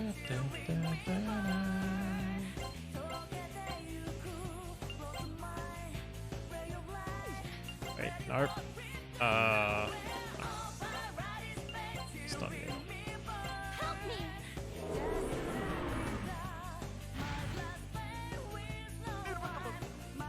Don't you boo for me. My move. Boo-foo? What is boo-foo? By us. Fuck you. Leave it to me. That's not a reference. Persona. Good reference, thank you.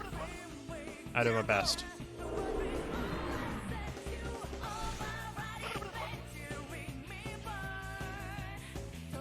Fight.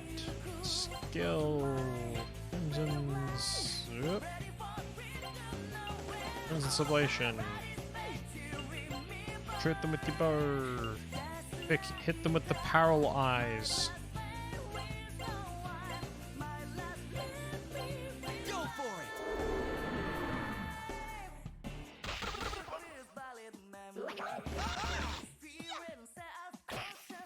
Go. Parallel eyes. Lock. Get out of here. Here goes. Oh no, they're all shocked. Get out. Annoying sons of bitches. Oh, leveled up again. Dexterity. Ooh, 71. We're getting close to maximum dex because all the stats in this game max out at 99. Follow the path until you go through the door. Fall down the hole. Small room B5. Here, go through the nearby door into another room that will drop down to B6. Now go east where you find another door that leads to another pit.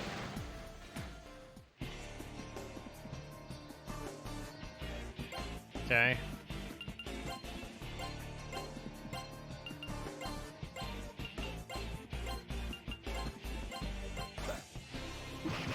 Alright. Like, these things are weak to melee and like range and stuff. It's like, no. Weak to magic. You fucked up, Abby.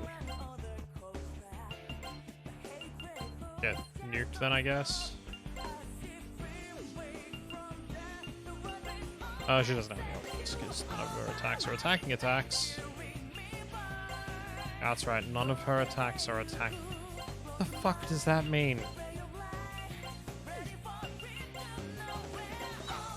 Anyone understand what I mean by none of her attacks are attacking attacks? 'Cause I don't think I understand what the fuck I meant by that. Persona. Let's get funky. Here goes. Get nuked. There we go.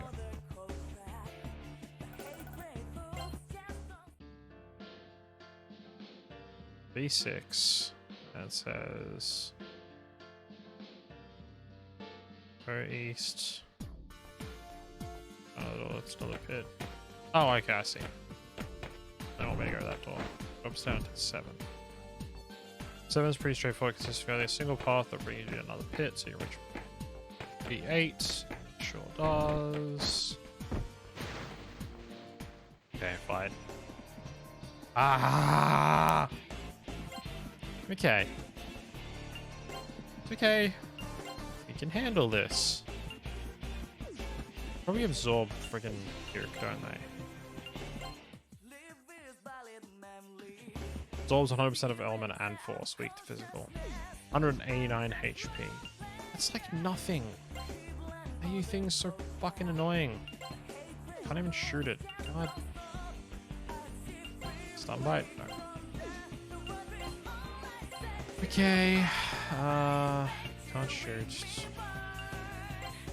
Attack then. Skill. Production smash. Skill. Flurry stab. Skill. Stun. Perfect. Go. Don't let it cast pull info or anything else. Just kill it. Leave it to me. Yep, stun needle. Do it like 3 times in the face. Damn it, wrong one. Let's get funky. One, kill it. Damn it. Persona.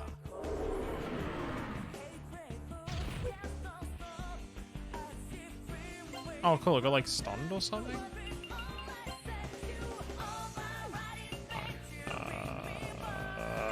We want to fight. We want to go skill, spray on that one. Go skill, firewall. Okay, so I cast Maragion, destruction smash, flurry stab, stun needle.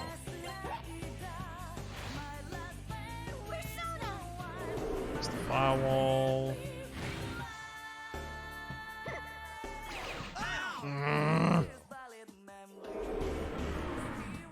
Pull in paw. Get out of here. Here goes. Oh, at least I confused 2 of them and now it's dead. And can fuck off the goo. Oh, I'm so mad. I hate those fucking things so much. Power lines? Go hit it with Zeo and Design. Although you two are going to be panicked and not do anything of use this actual turn anyway, but you gotta try, right?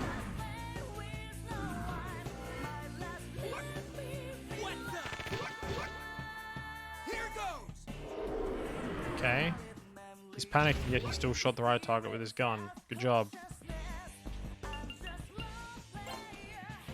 Yeah, just replay all that. Okay. Good.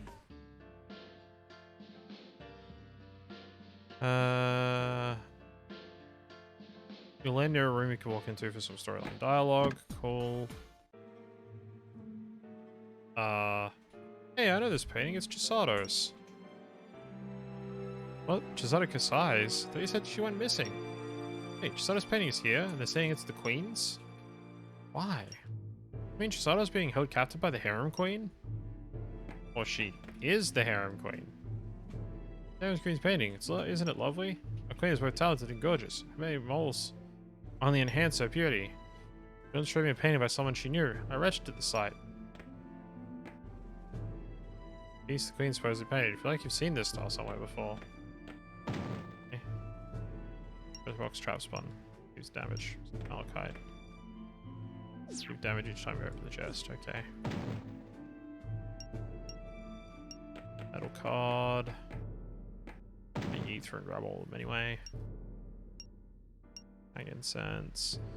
Leave the room and continue through the hallway so you reach another path. Like leave the room this way.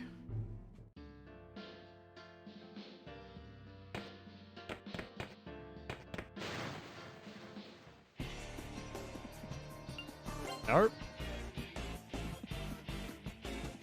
I am fighting that one. Can't get those things at the back with enough physical damage to get rid of them, so no fucking way. Yeah, Easter Pit would off here B49.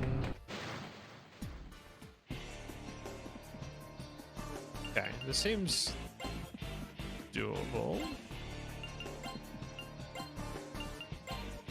Seems fine. There's probably some catch to it that I'm not seeing. You wanna just be like, traps? I can tough it out. Yeah, exactly. Ain't no big deal. Nothing to get, like, excited about. You can do with traps. My move. Leave it to me. Is it just me, or does the, like, drawing line on the sprites, the enemies in the front, the carries, look like they're, like, sprites chopped in half along the middle of their dress?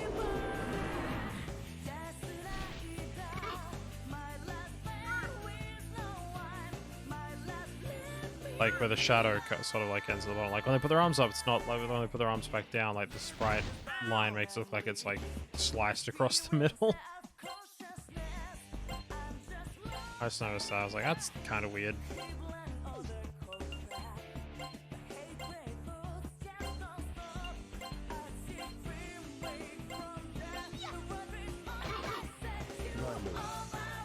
Destruction smash.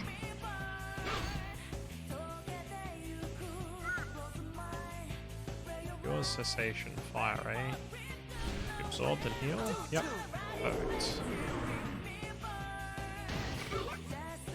Here goes.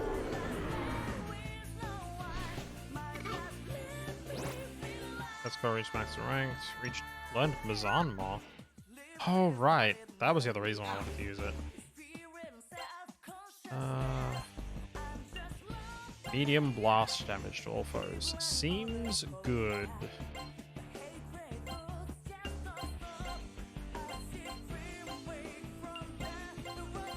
Seeing as Mazan does pretty big damage to those things at the back, Mazanma must be pretty good damage to everything, I'd be thinking. My move. Let's see.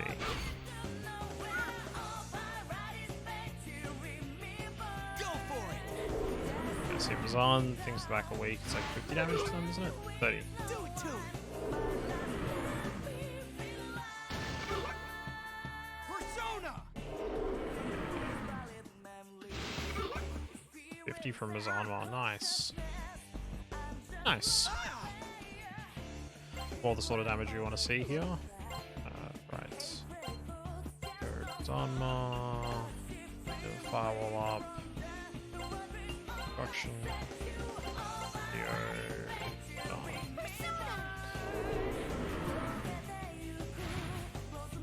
Although this is just me talking myself through my own turns, I realized in combat, but it needs to be done. Axie tired, Axie sleep time. Good night, Axie. Hope you sleep well. Leave it to me. Have a good stream. I will do no such thing. I'll do my best.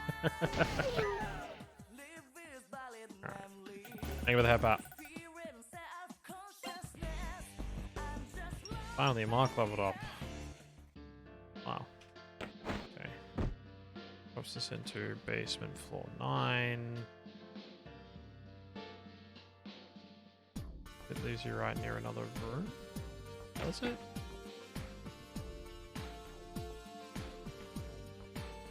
Not inside front of the Hand Queen servants. It's not that room.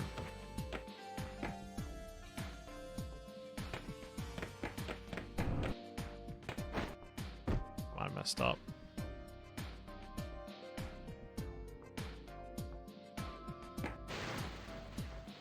I might have messed that up.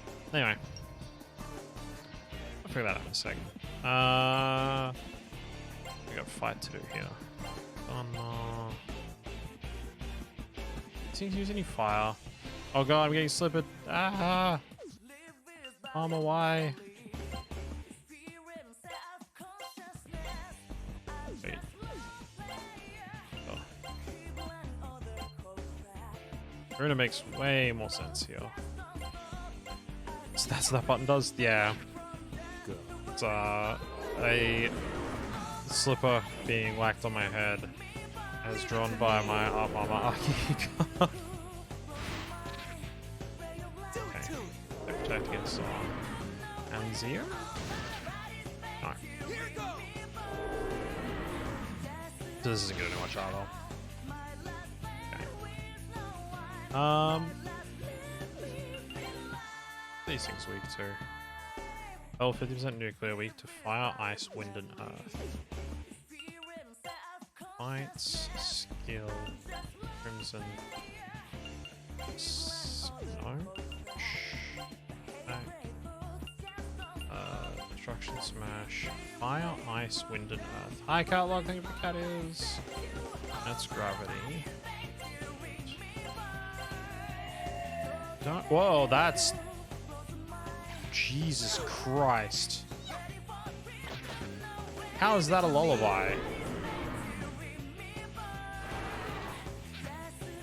Let's get funky. How is a giant, like, dinosaur head popping up and flapping its mouth a lullaby? Like, serious question here, folks. That was fucking creepy.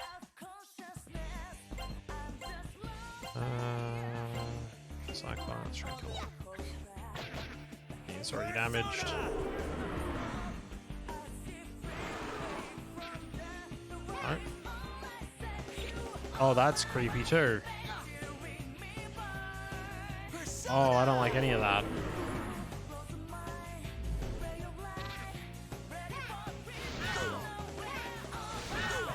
Don't like any of what just happened there. Skill, come on me. Motion switch. Flurry stab, I guess. Well, a 2 big elemental damage deals both stuns. That's unhelpful. Very unhelpful, even. Do it to him.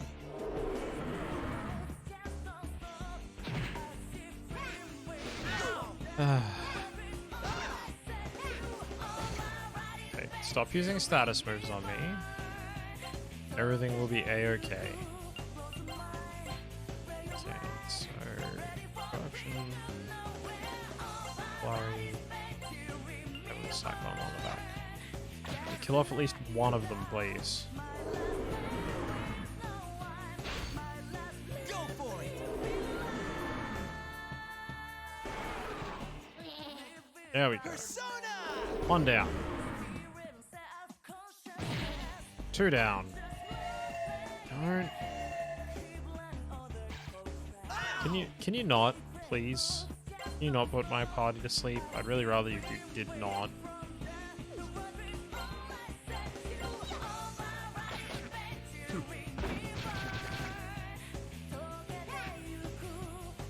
I also prefer if it didn't paralyze them as well while you're at it. Attack, shoot, flurry stab, heavenly cyclone.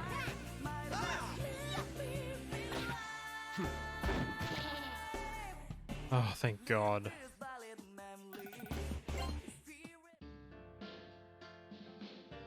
Okay. I think I'm in the wrong spot. Yes, I am. Damn. Fucking ambush from behind, really? You know what, we're gonna fight this thing. Single carry. 100% repel gun resists magic. Okay, so physical damage. Okay, can't attack.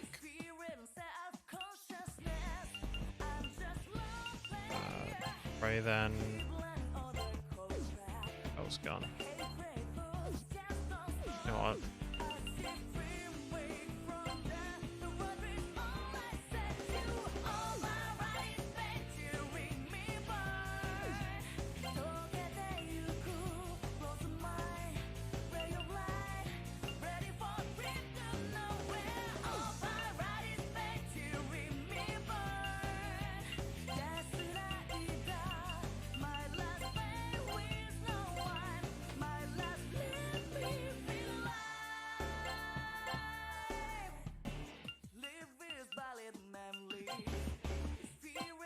Take this. There we go.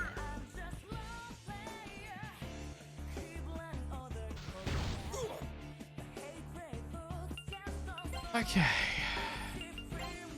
Physical. Physical. Physical. Physical. Physical. Yep.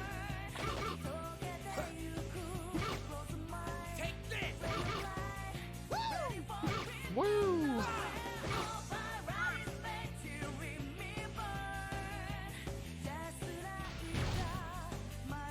Hey, Leo Clubs, how you doing? This is a good game. I'm having fun with it. I'm getting a little frustrated by some parts of it, but I'm having fun for the most part, so. Alright. Okay, set up slightly. Yeah. I'm gonna tell you skip Persona 1 so you glad you didn't. I have never played either of these games before, but definitely enjoying them so far. Not enjoying this dungeon in particular, just because of the enemies in here constantly hitting me with panic and stuff like that. But yeah. Other than that, not so bad. So to Innocent Sin like second favorite game such RPG right now. So close to overthrow FF5 at the top. Damn, that's high praise. That's some very high praise.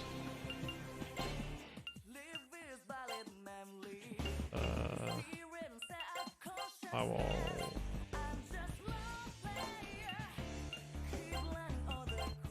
Yeah, the biggest problem I've had with this game is just some of the stuff in this dungeon making it so hard to recruit demons, and also getting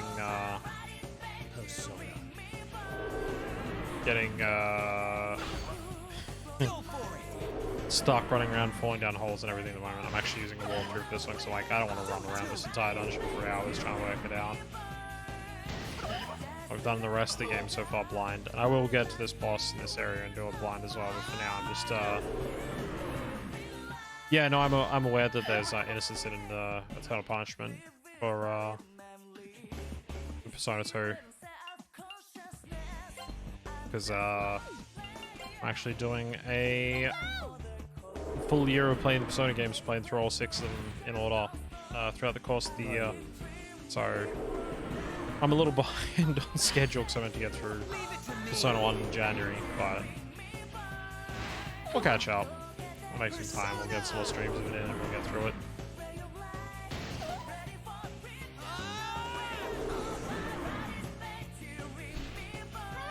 I think the only one that comes close to being a duology like Persona 2, Leo, is Persona 3 because of FES, but like even that's not entirely accurate, you know.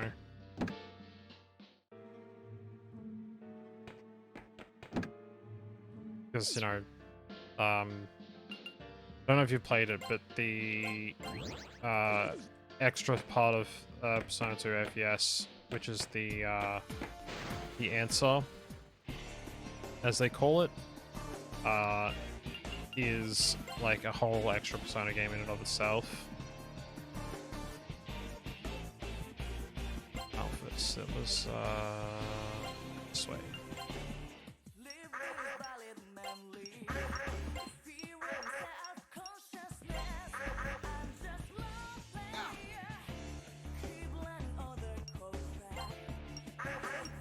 I mean, you're not wrong.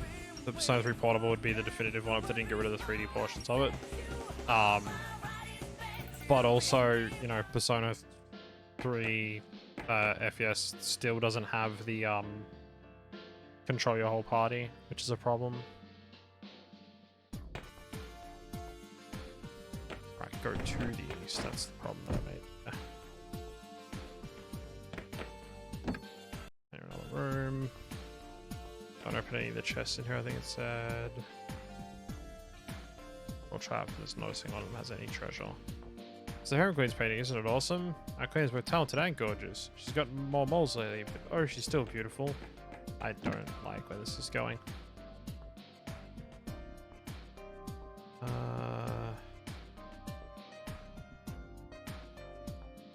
Codes besides a huge deal to most of the game being novelized. I will say I don't have any problems with Persona 3 with its presentation. I don't think that running around in the 3D and the town and stuff like that really adds that much to the game necessarily. Like, the dungeons are still exactly the same with the running around and stuff like that. Some of the changes to the combat system where they took some of the weapon choices and stuff, some of the characters out and things like that for the main character. I think that's more of a deal breaker for me than it is the, you know, like, hey, you navigate around as like in a visual novel style for most of the world stuff. I don't think that's that big of a problem personally, but to each their own. Go to also west side of the eastern one. That's cool.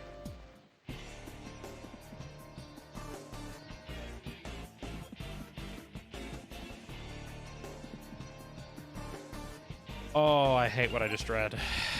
I really hate that. I'm gonna be so mad in a bit. So angry, surely. Oh, that's stupid. That's so stupid.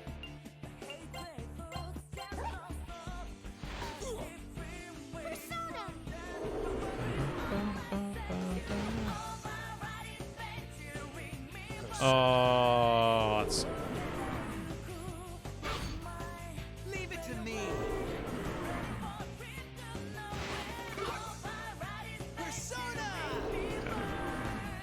Looks like I'm gonna have to do a bit of grinding as well before we go any further through this dungeon once we do this next part, because like I'm too low level to pick up most of the spell cards in here, so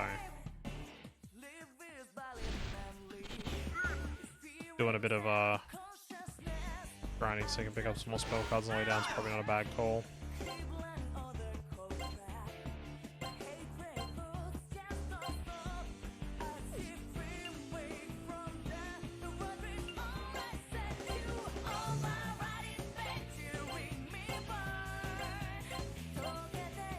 Read that in a second. I did say it said.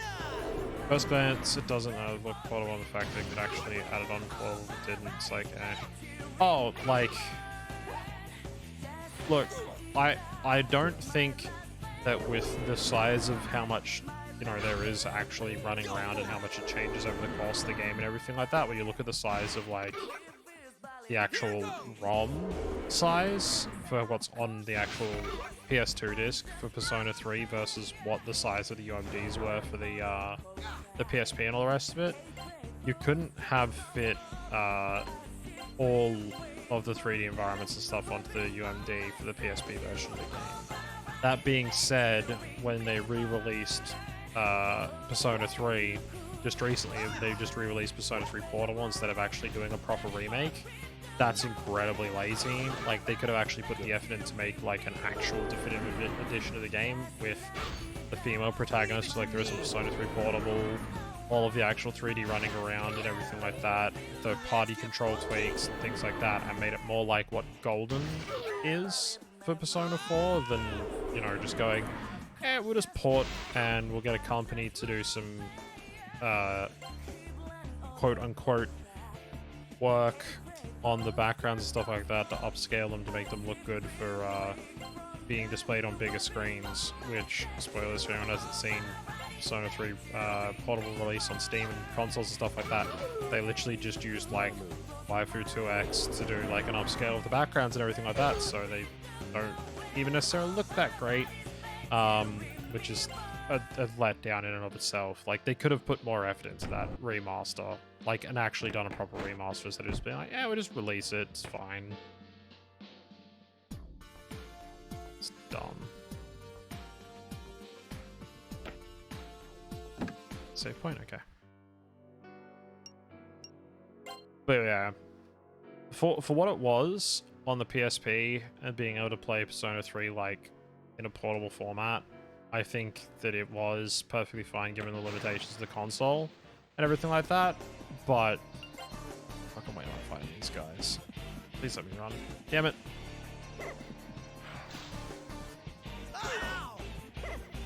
Oh, all of the cutscenes and stuff in game, like the actual animated cutscenes and everything like that, those are just movie files. Like, they're small enough, they compressed them, and like the actual original PSP versions of them, they're pretty low res for the screen and everything like that, so they don't actually take up a huge amount of space. The actual 3D models and stuff like that's a different. Well, the 3D environments and the textures and everything like that for the world. And if you haven't played like the proper regular Persona 3 on the PS2, like, I don't want to spoil it because I'm playing it later in the year. The stuff changes in the in-game environment enough that it's not just like you make the environment once, do all the texture stuff at once, and it's one set of models and you go, we're done, that's it. If it was, you probably could have fit more of it onto the actual disc and stuff like that, but the fact that like the school, for example, changes like throughout the game, and so does like your residence and stuff like that, it's like, yeah, it's not as straightforward.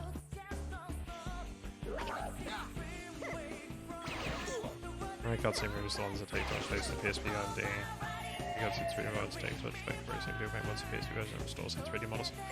I mean, look, if you're making mods and stuff like that for stuff and you're not running them on like the actual UMDs, and trust me, I doubt anyone's out there actually like with a UMD burner burning the mods to a UMD, because if you're putting it onto like a memory stick or something like that, then you can make the ROMs go outside of the like actual size of the actual ROM itself. Like, people do it with fan translations of games all the time. Like, if you try and play the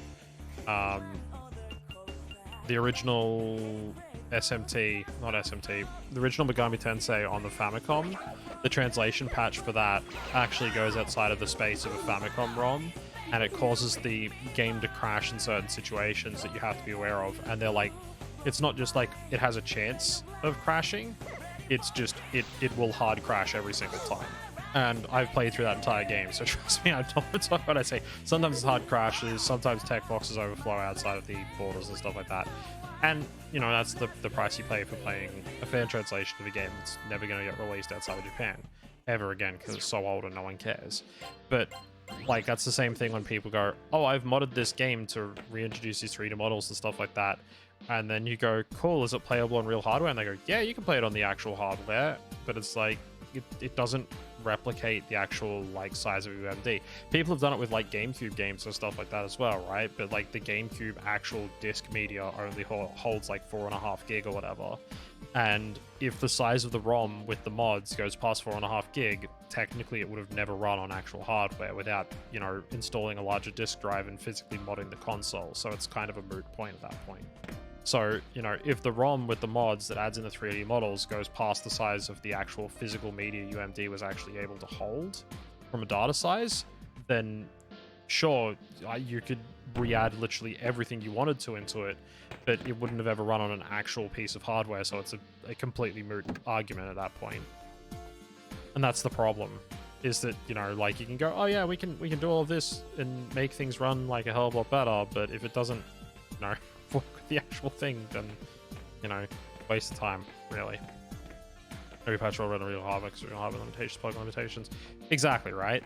So, you know, when we're talking about size, and that's why they had to cut stuff out, it's like, you know, there's a lot more limitations than you kind of, a lot of people would think about.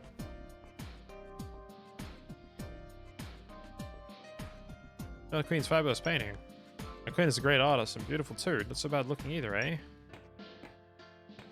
So WWE games for PSP, so my creation crashed in PSP multiple times, so it's managed to make it run. Yeah. And look, I mean, props to the kind of people that want to go out there and do that sort of work, and especially with fan translation patches and stuff like that, where, you know, in a lot of cases they never would have run on the original hardware and stuff like that, but, you know, to give people a chance to play some games they possibly never would have gotten the chance to play in the first place. I mean, within reason, obviously, right? Like, I don't want to be like, yeah, piracy's great, everyone should pirate and play fan translations of every game they possibly can, but, like, no, something like Megami Tensei on the Famicom is never going to get released in English. No one cares enough to go and fight with Atlas to get a release of an old Famicom game that, you know, isn't going to be commercially viable because most people aren't going to care to actually play it in the first place. And so the fact that the fans like, hey, we've translated it, and if you want to play it, you can play the fan translation. Just be aware there's going to be some crashes, there's going to be some issues because English text takes up more space than Japanese text because just the sheer character number. The first Megami Tensei. So, Megami Tensei Digital Devil Story on the Famicom. The first Shin Megami Tensei is on the Super Nintendo. No, like, that's a different game altogether, Leo. That's my point. There was two games in the Famicom: Megami Tensei Digital Devil Story and Megami Tensei 2 Digital Devil Story Saga. I think the second one's called or something like that. You'd have to look that one up. I don't know that one off the top of my head. And then yeah, Shin Megami. You're all right. Chat delays a thing.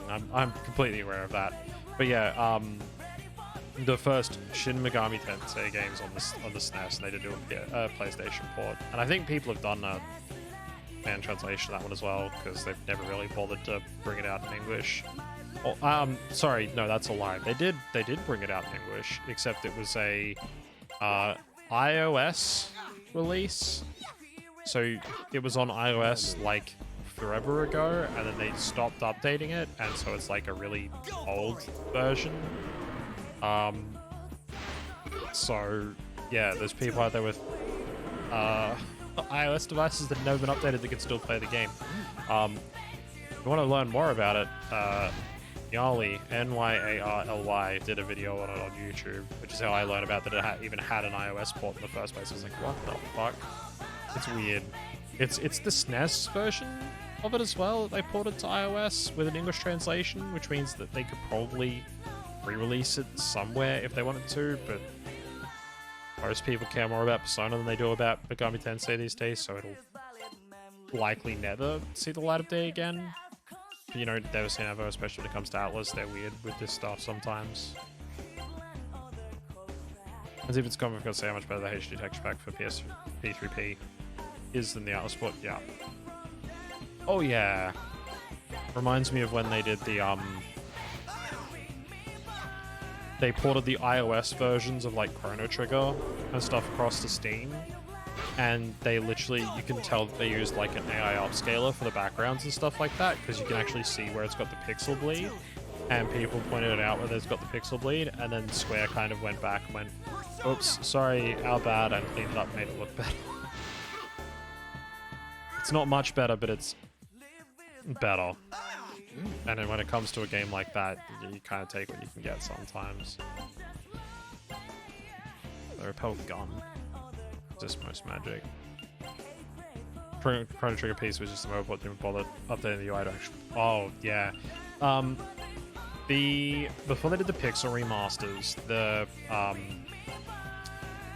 Final Fantasy III they released on Steam was just the DS one, which is a 3D remake that they did of Final Fantasy III with different characters.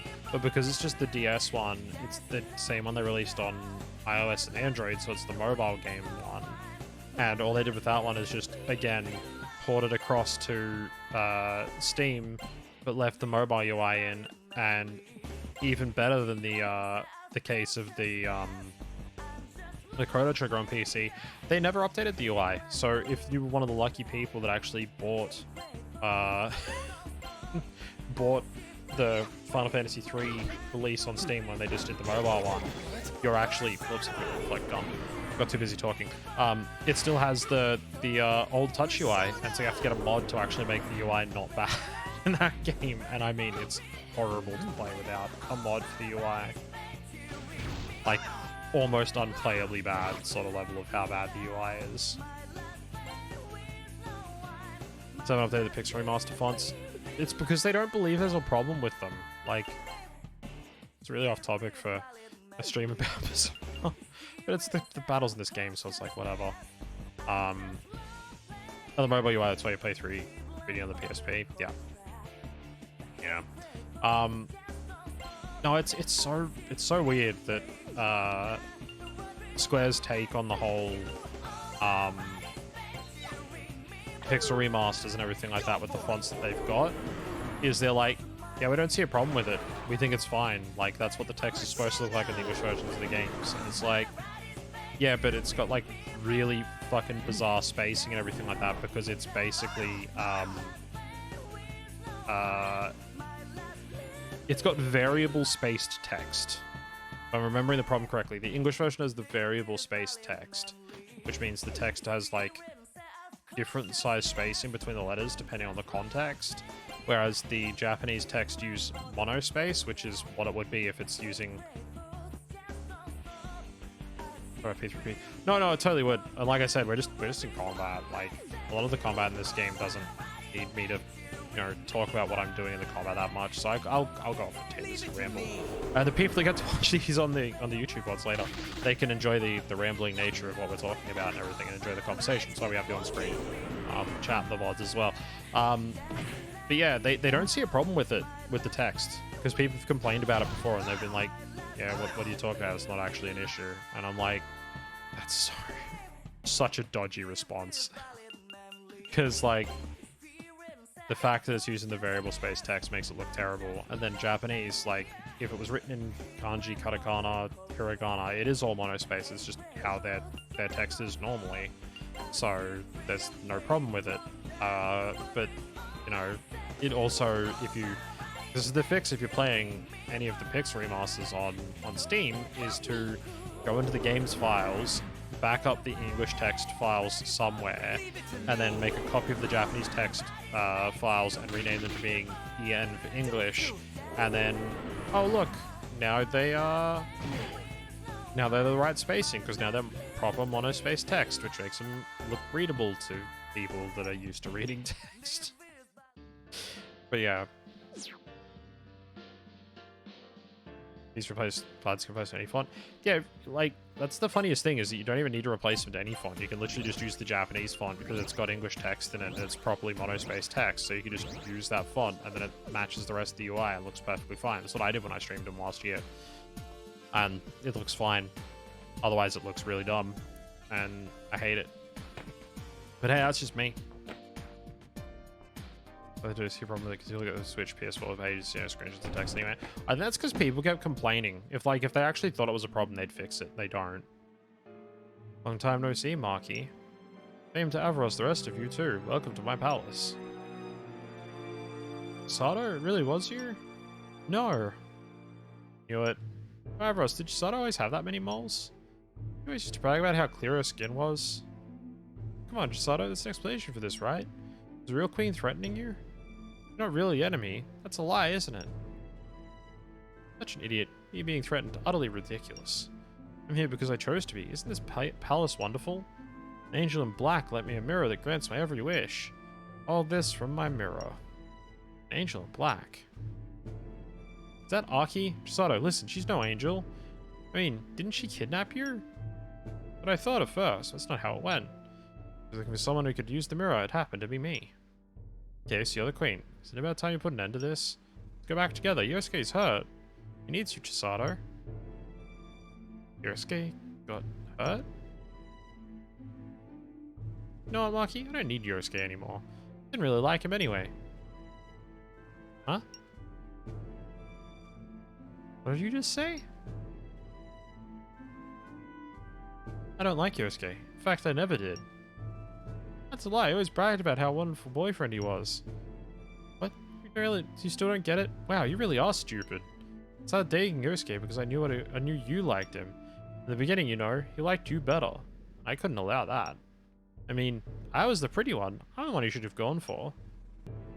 So I made my move, and that feeble-minded moron was powerless to resist. That's... Ugh. No, why would you joke like this? No joke, Marky, it's the truth. My art was better than yours, and you got all the attention. I always hated you before that. I was always prettier and more talented. Why are you the one everyone fawns over? So that's why you stole Yosuke. Why you forced people to praise your artwork. Aw, oh, damn it, I've pressed the button too fast to get through the text. Shut up, it's nothing to do with you, just stay out of this. Been howling with laughter, right, Marky? You made fun of me behind your back, wearing that innocent face of yours. I won't let you do it to me anymore. Much better than you now. Sure. It's the power that girl in black gave you, right? I said shut up. Avros, isn't my painting wonderful? Everyone says so. They'll say it's much better than Marky's trash. Sato, you hated me that much? I never knew. Now I get why your paintings are so crappy. You're rotten through and through. A girl like you could never make real art. Quit fooling yourself into thinking you're an artist. What did you say? You're so caught in the throes of envy over Marky, you never made a real effort. This is where it brought you, forcibly enslaving people. Think this is you at your best? You're a queen with no clothes. I'm pretty sure she's wearing clothes there, buddy. You're deluding yourself if you think their praise means anything. They only humor you out of terror. Me? A queen with no clothes? You heard him, Chisato. Can't stand the way you hurt Marky because of your stupid complex. Say this many times as it takes, so listen up. Your paintings suck. You need to have another look. You can't grasp my artwork. You're the ones who are wrong.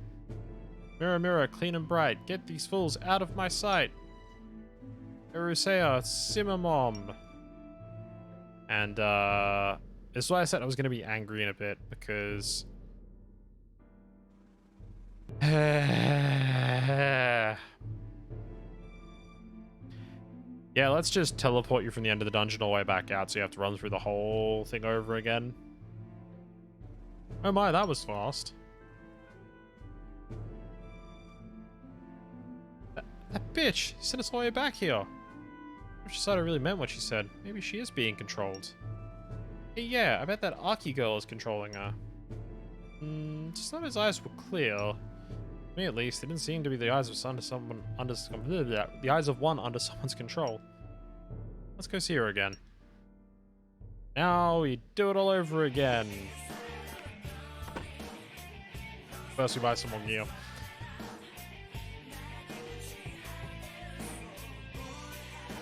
Project saying like damn drama. Yeah, pretty much. Yes, I do want to buy some weapons. We got.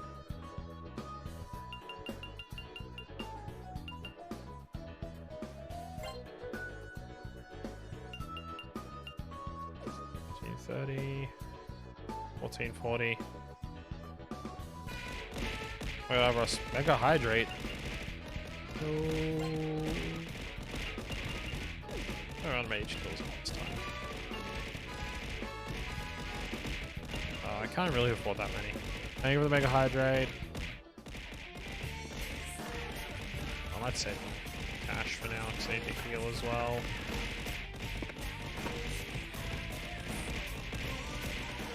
I get it for free. Oh no, wait, no, I can't. 900? Perfect.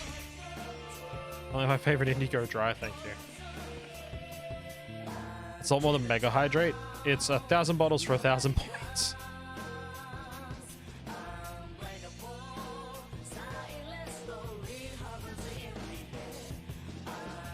And now because of that, I'm going to take a quick break to go and refill my water because I lost my water bottle. I'll be right back.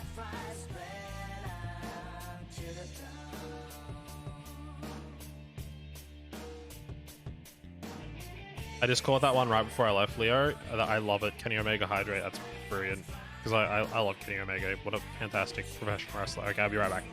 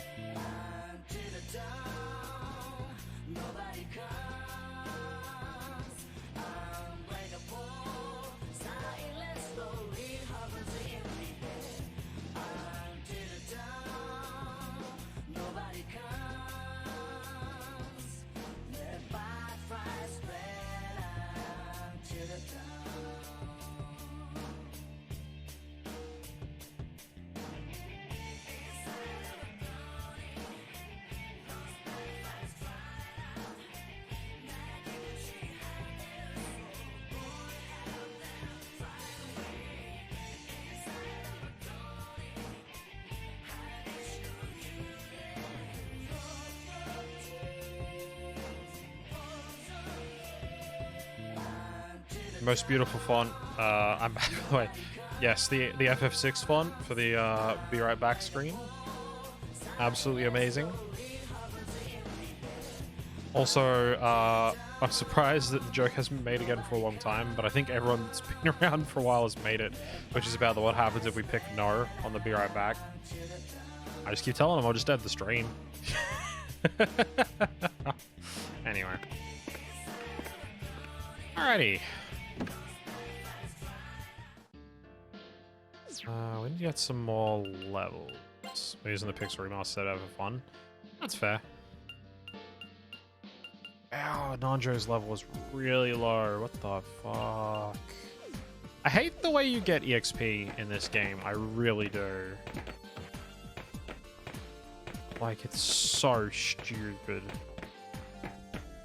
Reminds me of earlier Trion Odyssey. That's because it is the same general gist. A lot of people would liken it to a much older game, myself included, which is what I said when I first started playing it, which is it's like Wizardry. Now, if anyone here can tell me how old Wizardry is, and yes, you may go and Google it, then you get a gold star. Gold stars are not redeemable for anything of equal value. You just get a gold star. Go on PSP's biggest issue is the UI. The UI is a little jank. I will agree with that.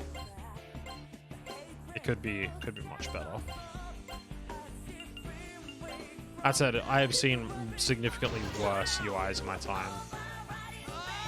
Feels like an afterthought even for a PSP game. Is it even for knowledge of how old I am? Look, Wizardry's older than I am. I'll give you that one for free. Significantly older than I am. But it is definitely one of those games that I am aware of. It's one of those cultural knowledge things, right? Like lots of people have never played Pong, but a lot of people know how old Pong is, sort of thing. Oh, vampires? Okay. Yep. There we go. The vampires were here. They bit me and now I'm a vampire bat.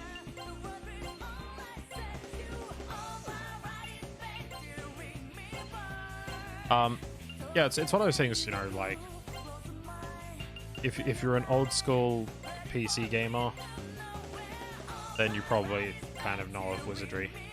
I love Castlevania and fuck you, Konami. Oh, never has a more accurate statement been said about Castlevania. You know what? Seeing as we're just in combat and we're just talking shit, let's share a little bit of Avaros lore. My favorite Castlevania game is Castlevania 64. Because I am a weird person. That's the game that most people go, that's not a real Castlevania game. We hate it. And I'm over here like, it's my favorite. What the hell are you talking about? I will freely own that one for the rest of time. Castlevania 3 Dracula's Curse. That is also a good choice, not gonna lie. Big fan of Dracula's Curse. Konami abandoning most of its properties. They don't understand what it is that they've got. That's the biggest annoyance with Konami, right? Like, they don't understand what the properties they have actually are. Like, you know, stuff like Silent Hill, they just don't seem to actually care. Or stuff like Metal Gear Solid and stuff like that. They're just like, yeah, you don't care. Whatever. God, Nancho, why'd you run away out of combat?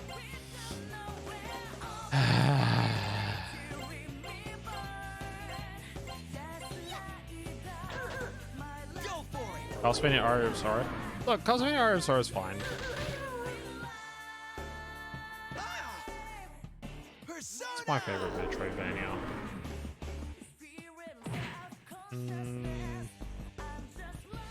Metroid Fusion. That's my favorite Metroidvania.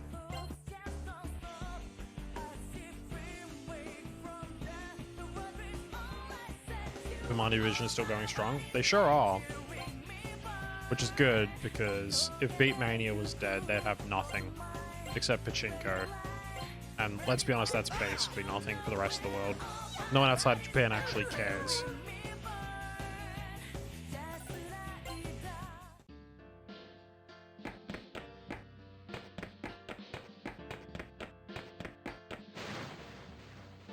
pain chink. You know what? That's a good one. I will pay that one 100%. Mr. Tofri there with his pain chinko, because that is comedy gold.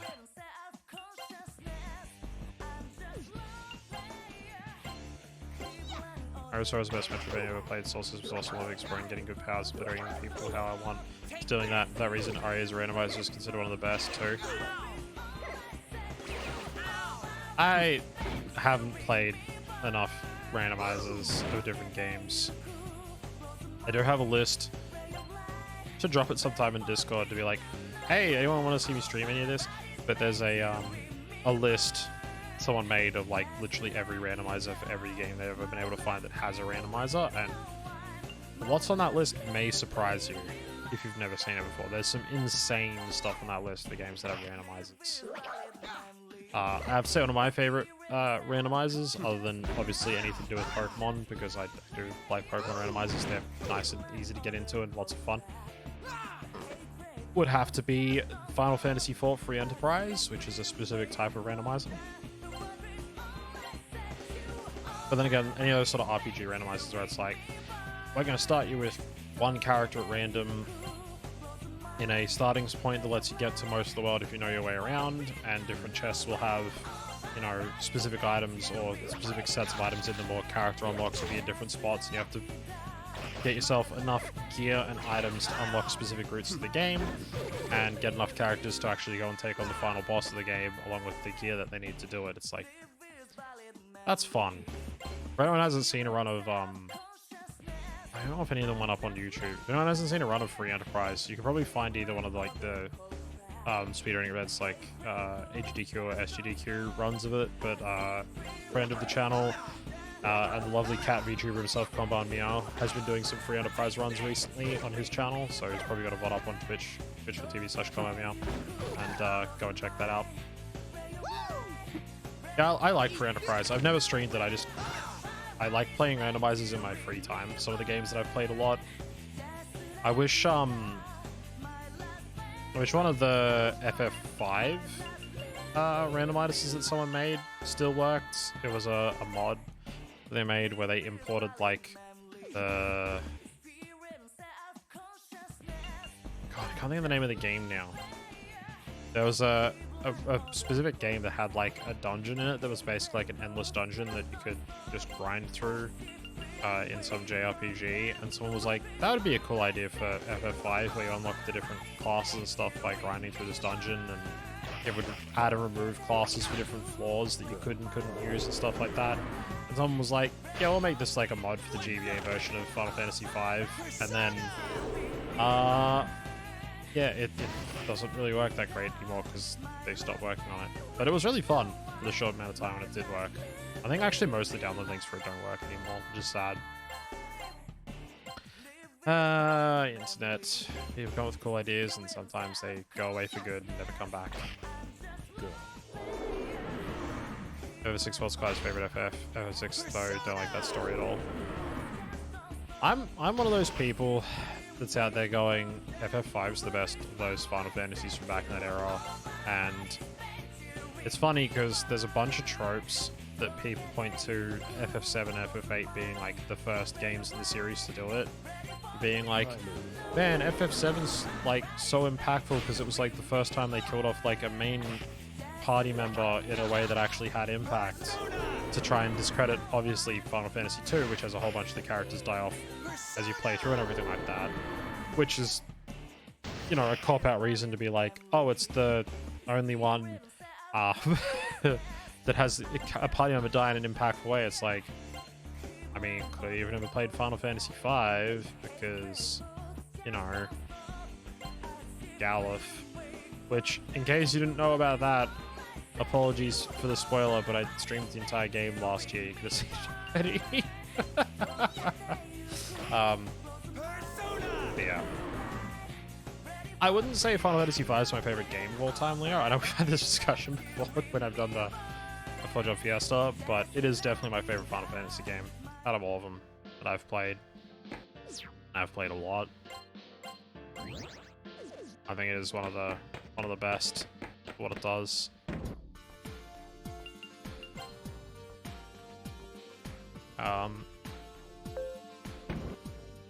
Not sure why the US skipped 5. Money.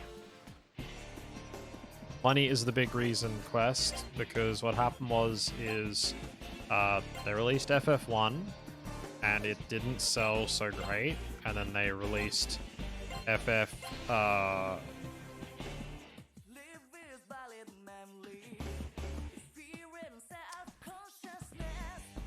FF4, because they skipped 2 and 3 because of localizing time, because by the time they got around to like actually wanting to localize 2 or 3, because I seem to recall there was like a story about like either FF2 or FF3 was going to get localized and they just couldn't they thought kids were too dumb for 5. Yeah, actually not really a joke, like actually somewhat legitimate. Yeah, so by the time they got around to like localizing another one after 1, because it didn't sell amazingly well, but like Dragon Warrior and some other JRPGs did, and they were like, oh, you know, we'll give this another crack. The SNES was on the horizon, and they went, fuck it, we'll localize 4. And so then they localized 4 and released that as 2, and then they were like, this still didn't sell well, and 4 sold like so incredibly well in Japan. They were like, maybe the US folks don't get it. Maybe they don't understand JRPGs. Let's make one explicitly for the people in the US and give them their own JRPG and see if they get it when they do that. And that's where Final Fantasy Mystic Quest comes from, is they literally made that, because if you go and look it up, in Japan, Final Fantasy Mystic Quest is called Final Fantasy US or something along those lines. Because they made it explicitly to release for the dumb gaijins to play. Because they're like, RPG games like this are great. Obviously, they don't get it. And then Mystic Quest came out, and pretty much people were like, wow, this is garbage because it's way too fucking easy. And like some other RPGs had come out, stuff like Shining Force on this Sega Genesis, Phantasy Star, Ultima, like a bunch of other games like that had come out and all the rest of it. But it's Mystic Quest London PAL and Final Fantasy USA Mystic Quest Japan. Yeah, exactly. Final Fantasy USA. Similar to like how there is Super Mario USA, as it's called in Japan, which is Mario 2 in the West, because they thought, oh, the lost levels are too hard for the gaijins, we won't release it. Which, let's be honest, the lost levels are just mean. They're too hard for everybody. No one should play that game. It's doable. It's just fucking mean is the problem with lost levels. But yeah, it's a Proto-Kaizo 100%. But yeah, they released Mystic Quest and it sold okay. And other RPGs came out and they went, you know what, let's give this another crack. What's our latest one to come out? And they're like, oh, FF6, cool, and localize that as 3, because they were already fucking with the numbers and didn't care at that point, which is more the problem. And so we never got 5, is the long and the short of it. And then they released Final Fantasy VII, obviously, on the PlayStation. And it never came out on the N64 like it was originally supposed to on the DD, which never happened because, you know, it was a dumb... As far as I understand it, the DD was kind of a stupid idea in the first place, so it just never happened. And then Square decided, well, all these people are like, hang on a second, we have FF1, 2, and 3, and now we have 7. Like, what? And then people had to explain, no, you have Final Fantasies 1, 4, and 6, and now you have FF7. And people got, like, really confused over it for years, which I'm sure, and it was around on the internet for a while, remembers just how stupid that discourse was, because it was just awful. Like, people just would be like, oh my god, you're such an idiot for not knowing that these are what the games were and stuff like that. It was like a whole mess, to be honest. And then Square went, okay, cool, we'll release Final Fantasy Origins, I think, was what the first one was called, which is, I think, FF1, 2, and 3 is like a remake. Maybe I'm misremembering that. I know they did Final Fantasy Anthology that was 4, 5, and 6 on a, I think it's 3 discs or something on the PlayStation 1 with late 90s, early 2000s CGI. FF Origins 1 and 2 on PS1 came out back in 2003, yeah. But they also did, yeah, Final Fantasy Anthology, which was 4, 5, and 6 on the PlayStation 1. And that's a whole thing in and of itself. Yeah. Anyway. Chronicles. Terrible Chrono Trigger port. The ports in the Final Fantasy Anthology, which is 4, 5, and 6, also... Oh, was just 5 and 6 Anthology? Whatever it was. But it's got bad CG cutscenes in it, and it's just not a very good port in general because of that as well. But yeah. They did a lot of stuff. They were like, we're just gonna do things and hope no one notices. Kind of what it felt like at one point there. It was kind of like, yeah, we'll just do stuff. Hope no one cares. It's like, people kind of cared. What was the toughest turn-based Final Fantasy battle boss against anything I've run into?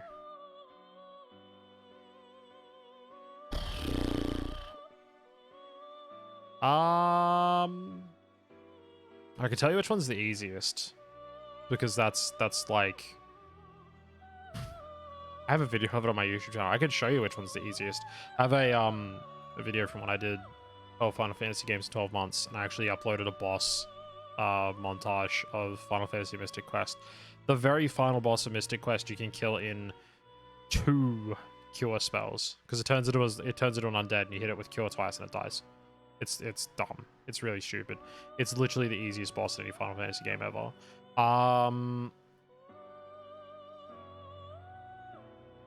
I mean, the optional super bosses are pretty rough. I mean, like once you start talking.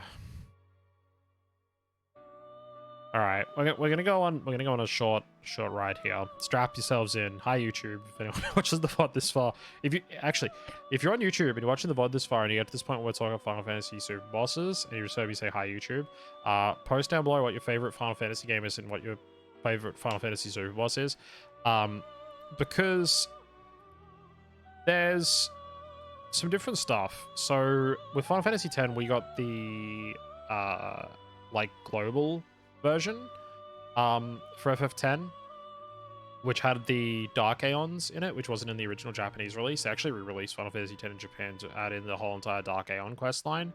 And so a lot of people will talk about how doing the whole... There's like a guy in like the Calmlands where you have to capture monsters and bring them back to him, and he puts them into like a stable thing. He's building like a zoo or a menagerie or something. I forget what it's called.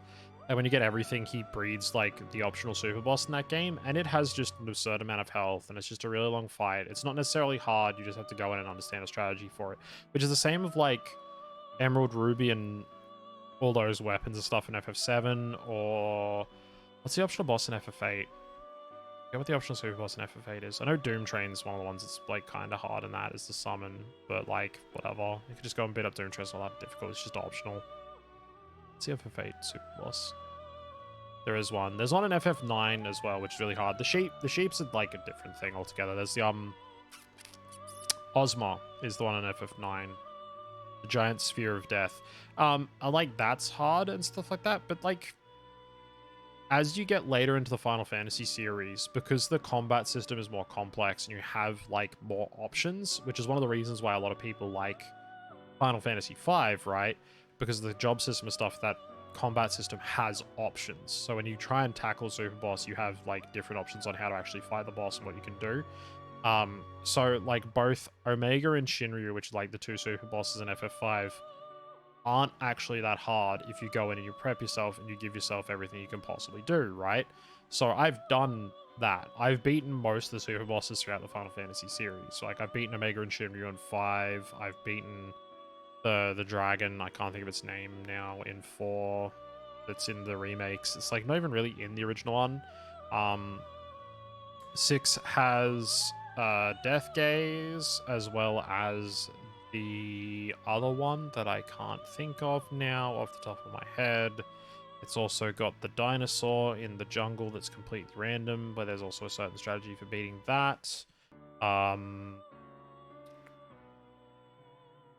7 has the weapons, 8 I can't remember, 9 has Ozma, which I've beaten, 10 has whatever the fuck the thing's called in the menagerie, I can't even think of its name now, I've beaten that as well, I've never played 11, 12 has the boss that you have to set up your gambits for, and then it literally just takes actual real-world hours to beat, because you have to sit there and manage your gambits and everything, otherwise you will just die. No, Penance is 11, yeah. Oh, Omega can be cheese. Death Gaze can be cheese. They all can all be cheese. That's the thing. I'm building to a point here. The point I'm trying to make is the hardest super boss in the entire Final Fantasy series is in Final Fantasy 1, and most people have never seen it. I showed it off on stream when I played through FF1 last year, because the hardest boss is Warmech. Which is what Leo just said in chat as well, because it's weird. Final Fantasy 1 doesn't actually have like a super boss per se, and Chaos at the end of Final Fantasy 1's not that hard to beat. But the thing is that when you get into the Air Temple where Tiamat is, when you're on certain parts of that map and you're running around as a random encounter, and it's a very low encounter rate, you can run into Warmech, and you could have a full party of like level 99 characters and go up against Warmech, and I have, and I've beaten Warmech, and even with like level 99 characters and a good party, Warmech can still just blow your party up with some of the attacks it's got without too much trouble. So you can max level your characters, you can build a full party that you can go in like with like white mage, a black mage, a thief, and a warrior, and be like, I'm gonna beat the shit out of Warmech, and Warmech can still just decide, I'm just gonna RNG into this sequence of attacks, and you still just die anyway. So there you go. There's the answer. It's the hardest one in all of the Final Fantasy series. It's the very first game, and it's not even worth fighting because you don't get anything good for beating Warmech anyway. So, but that's the hardest super boss in the entire Final Fantasy series. Using Black Mage in FF1 is mistake number 1. Yeah, well, yeah. The original surprise, you're dead. Yeah. Fun fact. I know they changed the name of it. Because I went looking for it last time I brought this up and was like, I swear that's what it was called on TV tropes. Go and look it up. It might even just be on some of the FF wikis and stuff like that these days still. But there used to be a term thrown around for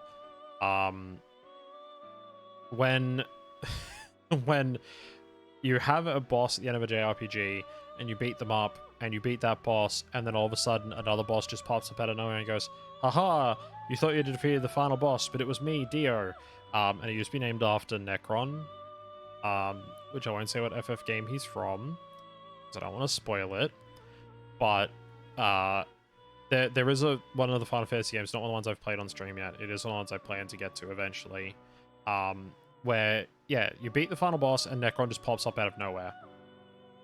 And, you know, you've beaten the boss, you're like, that's it, final boss is done, and Necron pops up and goes, you fool, I was behind everything all along, and then you just straight into the final boss fight against Necron, you beat Necron, and the game's over. And people are like, oh yeah, Necron syndrome, where you just beat up a boss, and then boop, here comes the final boss. You didn't see it coming, there's no way you would have seen it coming, but hey, this was actually the final boss the whole time. It's like, well, that's dumb. That's really, really stupid. And the trope at one point used to be called Necron syndrome. I probably have to Wayback Machine or something. I swear I've seen that called Necron syndrome before as like a general trope across just RPG games in general. But the really funny thing is it's not the first time that the Final Fantasy series did it. And it got named after Necron when it literally happens in Final Fantasy 3. Because the whole game through in FF3, it builds up to like, oh, there was 3 wizards. They were given powers by like the gods of the world, and they were put in charge of dreams, magic, and mortality. And at the end of the day, after like the whole world was built and everything was settled, you know, creation myth stuff, we gave the power of dreams to Une, and we sent her off this place to sleep and look after the world of dreams. We gave the power of magic to Doga. He went off over this way and did all his stuff with magic and taught people magic and all the rest of it. And to Xande, we made him able to die. That's it. He got the power of mortality. You're no longer immortal like the other two. You can fuck off and die, basically. It's like, wow, that's really fucking rude. And then you play through the game, and it's like, yeah, so Zande's pissed, and he's trying to destroy the whole entire world. You know, summoning the powers of darkness. He's going to blow up everything. He's going to end the world because he's the one who got made mortal. And it's like, well, that's... I understand where he's coming from. He was immortal, and they went, oh, yeah, your power's mortality? You can die now. It's like, wow, what a shit gift to get from the gods, sort of thing. Anyway...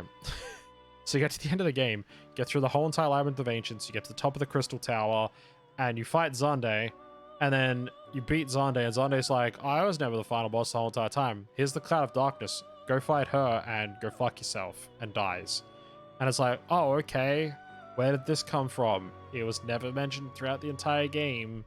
But it doesn't just throw you straight into a boss fight with Cloud of Darkness. You actually go through a whole lot of darkness thing.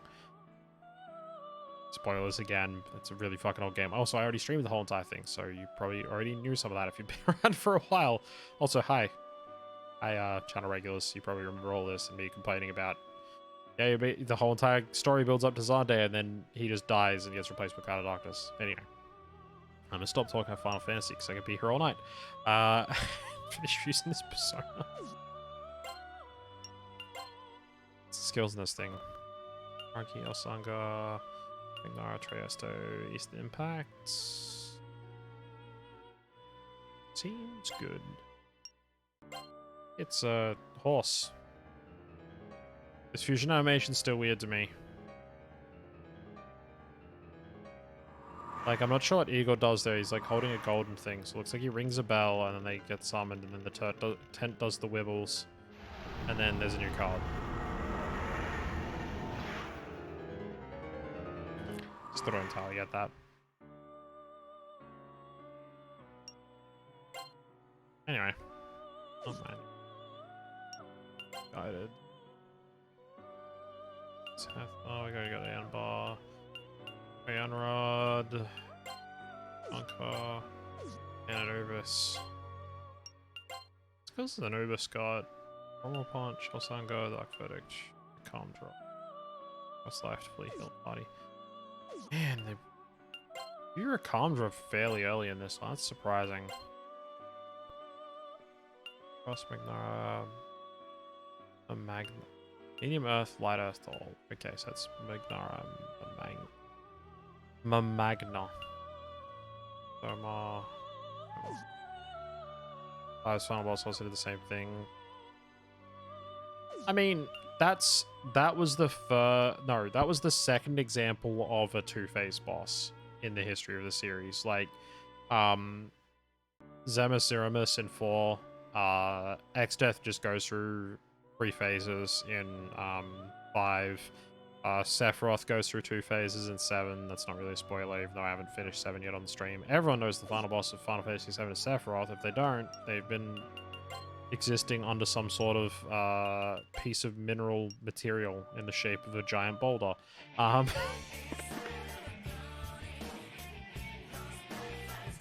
mean, that's just become like a trope in RPGs in general, though, for final bosses to have multiple phases. And let's be honest, it's kind of inspired by anime. And if anyone tries to be like, wait, Avi, what the fuck are you talking about? How is that inspired by anime?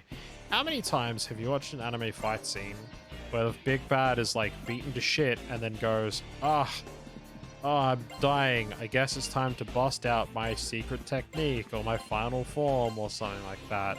You know, Frieza? Frieza anybody? No? Oh, I'm losing. Time for me to transform into a new form. Reminders, Dragon Ball Z is from like late 80s, early 90s. Was it mid to late 90s?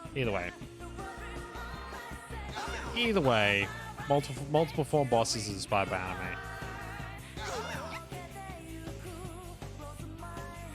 Oh yeah, no, that's dumb. The whole Golbez is in charge the whole entire time, except that whoops, he's being controlled by Zemus, but Zemus is being controlled by his own hatred, which is Zeramus, is really dumb. but at least that's revealed early enough. It's not like you fight Golbez and then immediately get thrown into the fight against Zemus, which is like the problem people have with Necron. Excuse me. Got my throat there.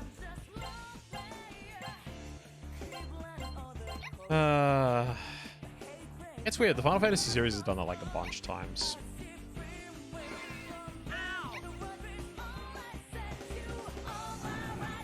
God, why are you all inflicting so much status on me?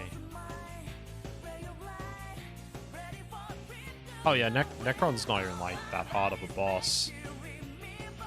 Like there's a few times in the history of the Final Fantasy series, and they're not the only ones that do it, but it's what we're talking about at the moment, where they kind of went, oh yeah, we're just gonna throw this whole entire conceit at you where it's like, oh, you thought the final boss was this guy, but it was me, Dio, sort of thing.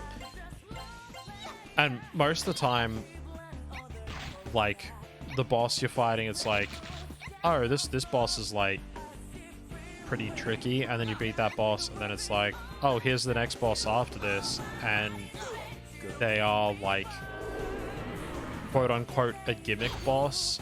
Like, I won't explicitly mention which one it is because I don't want to necessarily spoil it for anyone who hasn't seen it, but there's one of the bosses in one of the later entries in the Final Fantasy series where you like beat the first of like the final chain of bosses sort of thing, and you're like, right, done with that boss, and then it's like, no wait, they were actually being controlled by this guy the whole time, and you're like, oh okay, and then you fight that boss and it's like, yes, I'm gonna cast Zombify on you and turn your entire party into zombies, and then a few turns later I'm gonna cast Megadeth and kill everybody in the party if they're not zombies, which case it will heal them.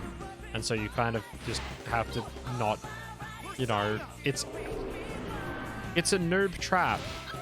It's like putting a box in a Kaizo game that if you jump into the box at the wrong time because you don't get the pixel perfect jump, you die. Or if you'd start talking about point and click adventure games, oh, did you accidentally not do the pixel hunt in that first room of the game to get this one specific item that you didn't know you were actually ever going to need?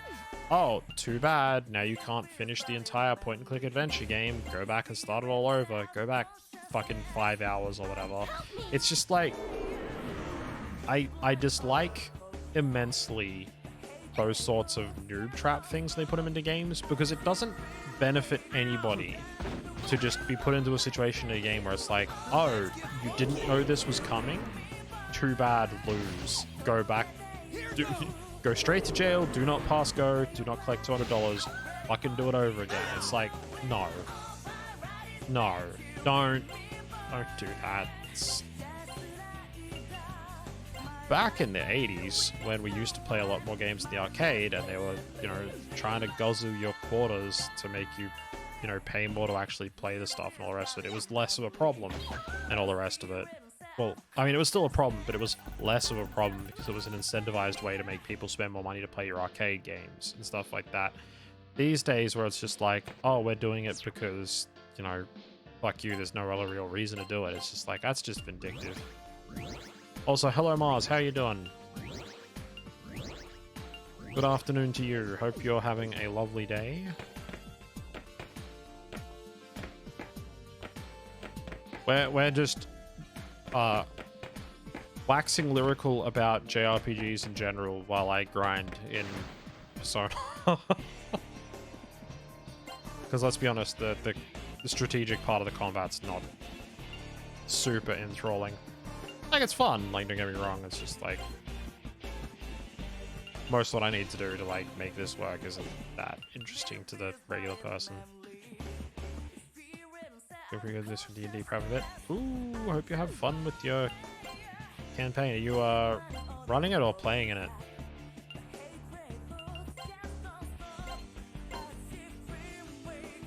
Oh, what feels like a 3D beat CMB check right after you think you're done with doing boss. But yeah, let's go and die. Yep. Yep. Yeah, it's a problem. My move.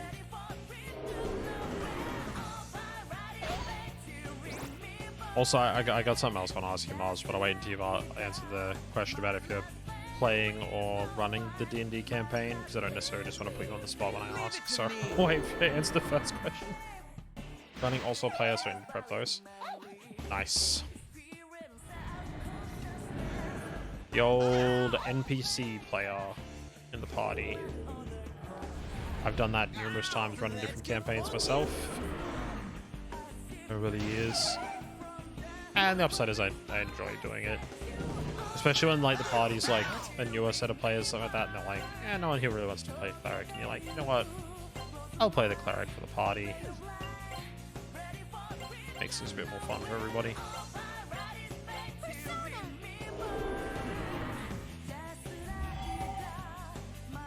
Oh, in different campaigns. Okay. Nice. Damn, two campaigns at once. That's kind of cool. Don't.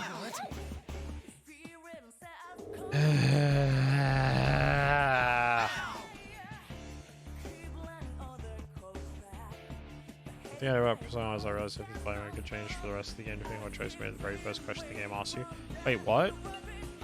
I did not know that. That's news to me.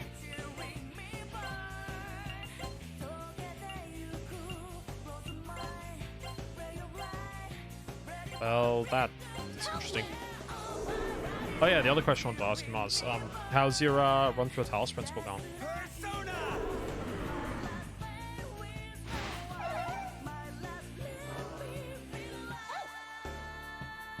A lot of fun, so many stupid jokes, have some serious moments.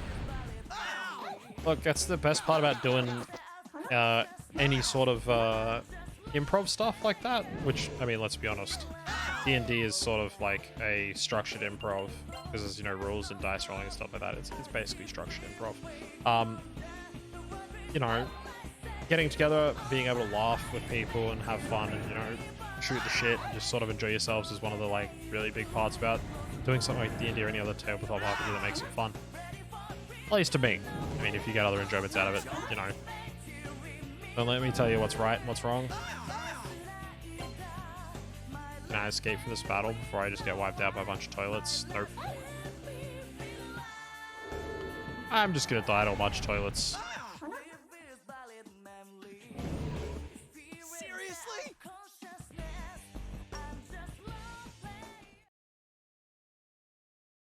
Thank your strength, you fell to a powerful demon. Your joy, your sadness, your memories, your heart and your soul will return to nothing. Perhaps, if there's still hope deep within your heart, you may summon your persona and stand again to grasp the truth of life. Ugh. How far back is that gonna set me?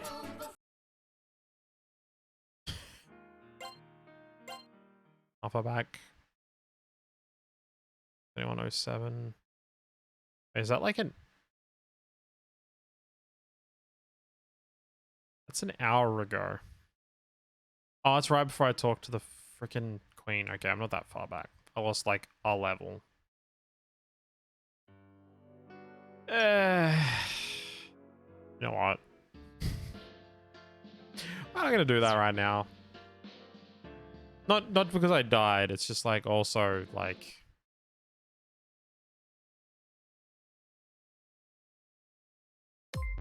Oh shit. What timing?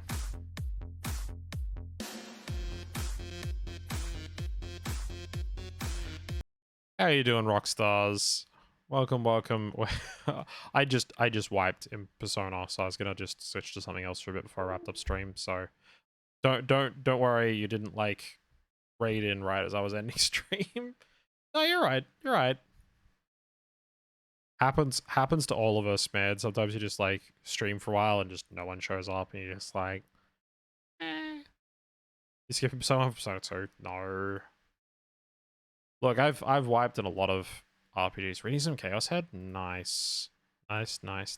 Alright, you know what? Let us take a quick vote then. I was gonna be like, hey, do you want to watch me play a bit of the Talos Principles and talk about it? But no, I'll be doing some of that in a couple of weeks. Oh yeah, for anyone who missed it, let me just pull this up real quick. There we go. Put that down there at the corner while I work on something to play. Video Game Book Club. We did it Last month on the 26th? No, it must have been earlier than that. 15th or something. But I can't remember when I did my own things. Hang on. Oh boy.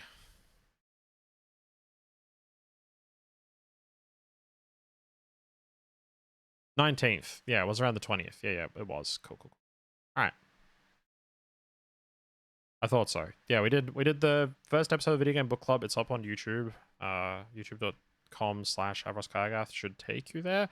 But we did the Video Game Book Club. Basically, the idea behind the Video Game Book Club is I showed off a few games. We talked about it. We did a whole conversation about story and puzzle games specifically for the first episode of the Video Game Book Club. And then I was like, hey, here's the intro to the Talos Principle. Here's a little bit of how it works. This is the game I want you to go away and play for the next month. And then we'll get back together and we'll have a discussion about it. So the second stream for the Video Game Book Club is on the 20th. So in 11 days. That'll be not next week, Monday, but the Monday after. If you have played through the game since the last time and you are going to be available and you would like to jump into a voice chat with myself on Discord and talk about some of your experiences with the game and go through some of the stuff, we'll be doing a bit of a critical literature read of the game, which will make it kind of interesting and all the rest of it. Hope you get to finish before then. Where are you at?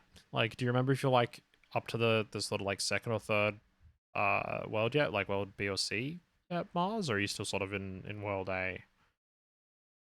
No idea how long it is. I finished my first run in 18 hours, and I went really slow, and I finished every single puzzle, which you don't necessarily need to do. So, yeah, if you find you're like getting through it at a reasonable sort of pace, just stick with it. If you don't get through the whole entire thing, that's okay. Level 7,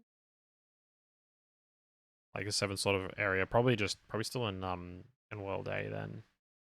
That's right. You don't have to finish like every single puzzle unless you absolutely want to get through it all. So, you know what? Those are in the many rooms. Yeah, you're still in world A then, because there's 3 different worlds as you sort of go through them, and they unlock some additional sort of puzzles and stuff like that as you go, which makes it quite interesting. Oh boy. Look, like I said, you don't have to finish every single puzzle. Like if you get enough of the sigils to unlock the next gate, you can kind of just shift on through, sort of thing.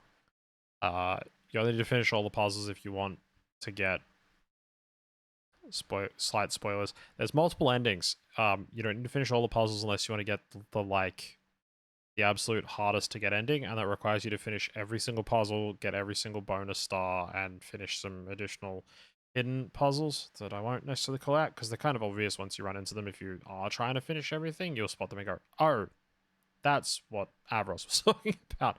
But yeah, like I said, you don't have to actually do all of it unless you actually want to get the quite the endeavor.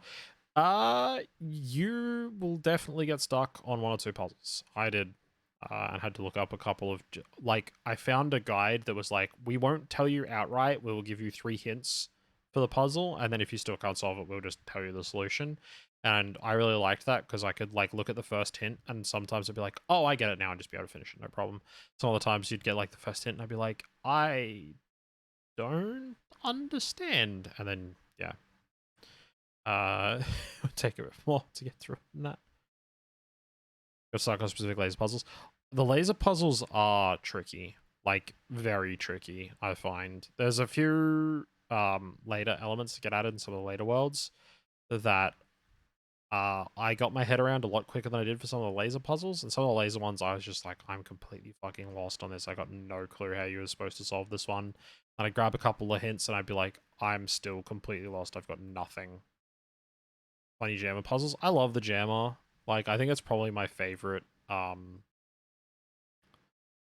favorite puzzle element, I guess would be the best way of putting it, because it's not really like a mechanic, it's more like a puzzle element sort of thing. You know what? I'm sitting here like, what am I going to play just for a little bit while I'm talking?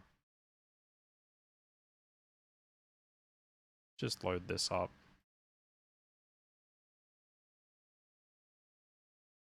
Again to the wonderful, wonderful Buy Silver Sun for this one.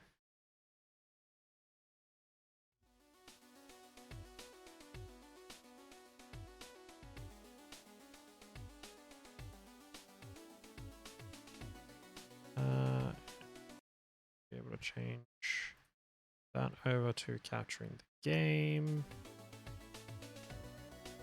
Got stuck on one laser puzzle, finished another one within 5 minutes. Yeah, some of them like click. Like sometimes you walk into a room, you look at the layout, and you go, "I got this one in the bag, no problem," and you solve it like straight away. Other ones you like wander into the room, and look at it, and you're like, "I don't know how any of this works." Remember the tiny rogues again? Mm-hmm. I've actually beaten Death as well. I beat him with the Knight, which was funny because I was playing as the Knight. Oh, it's new character. Damn, I need to unlock him. Yeah, I was playing as the Knight and I got a sniper rifle. And so I was playing like a strength-based character with this ridiculous sniper rifle and just killed the Death with it. What's the other character I finished with? Yeah, the warrior, which is with a ridiculous sword. Trying to figure out a puzzle without seeing most of it so satisfying. Yeah, it really is. Like, it's a very good reason why I encourage people to pick it up and play it for Talos Principle, because it's just a lot of fun, and I have so much to say about it because I wasn't feeling too well a couple of days back, and so I took some time off from questing and jumped in on my save file that has all the sigils and ran back through a few different puzzles and grabbed a few bits of dialogue and different stuff from the game and stuff like that to get a grasp around the story and stuff again. I was like, all right, I remember how this works, and then went and did one of the endings that I'd never done before. I was like, wait, how have I never done this ending before? Because I was experiencing it. I was like, I don't remember any of this. How did I never do this ending in the past? So, yeah. So I'm looking forward to talking about it. There's a lot to talk about. There's a lot to unpack with Talos. So, I think anyone that's able to make it along to the stream for the book club on the 20th is going to have an absolute blast. And if you can't be on voice chat and talk about it, if you are playing through the game, if you do ! Discord to bring up the Discord link. I did post a Google Docs form for you to submit some answers to a few questions. I got a few different topics we're going to be discussing. So if you haven't finished the game yet, please don't look at it. There is some mild spoilers for some of the game and how it ends. Oh, I think that's an achievement for that as well. For like persisting on a puzzle for like 15 minutes or whatever and failing it multiple times. Where, yeah, as you said, dear old dad tells you, move on, go and do something else. There's actually also an achievement for when you've been stuck on a puzzle for a while and he tells you, you don't have to finish them all first go, you know, you can go and do something else. There's an achievement for like taking his advice, going to another room and solving that puzzle immediately. And you get an achievement being like, oh, you know, sometimes it was the correct advice to go and try something else. Which I love. I was like, man, this game's just charming. Like, it's very good.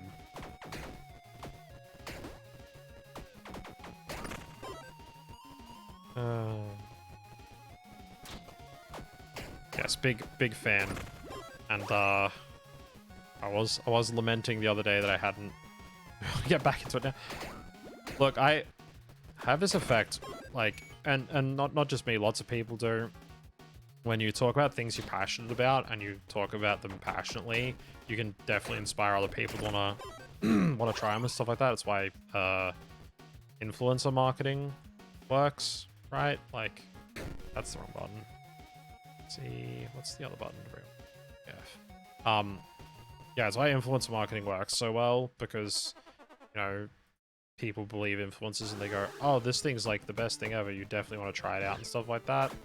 And they go, I'm definitely gonna go and try this out because my favorite streamer, YouTuber, whatever, recommended it, which isn't necessarily particularly healthy. So I'm always very cautious about recommending and talk about stuff and all the rest of it. Like, definitely if I think it's worth your time and stuff like that, I'll be like, hey, if you think this sounds interesting to you, go and give it a go, like with the Talos Principle. But I'm not going to be like, oh man, everyone should try it, because I know it's definitely not for everyone. But I think, like, anyone that goes, I like puzzle games, I like to give this a go. It's definitely worth giving it a shot.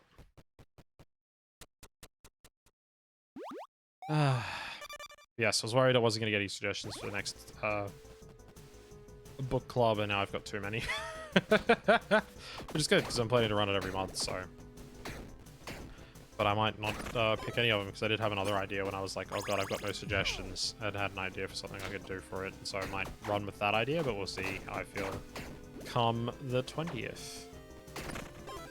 Whatever game it is I decide to do, I'll probably show off a little bit of it to the stream like I did for last time. If you're going to look for thought-provoking games, it doesn't necessarily need to specifically be thought-provoking. It just needs to be something that we can talk about. Like, it doesn't even necessarily need to be a long game. It doesn't, like, I've seen a few people, some different chats I was having with them throw around some games. It's like, that's a really good game. It's a much longer game. It would take you a while to get through it. There'd definitely be a lot to talk about, but, like, it's a longer game as well, so it may not be necessarily like the best thing for, hey, everyone needs to get through this in a month, when we got different levels of playtime and stuff across the group and stuff like that. But some of the ones that are like maybe a little bit shorter, but you know, have an interesting message behind them, they don't even necessarily need to be thought-provoking. They could have no deeper sort of subtext to the game necessarily at all, but have an interesting message to say themselves without having any deeper subtext. Like, they could just be like blatantly, this is exactly the sort of message you want to get across, and that could still be, you know, worth talking about.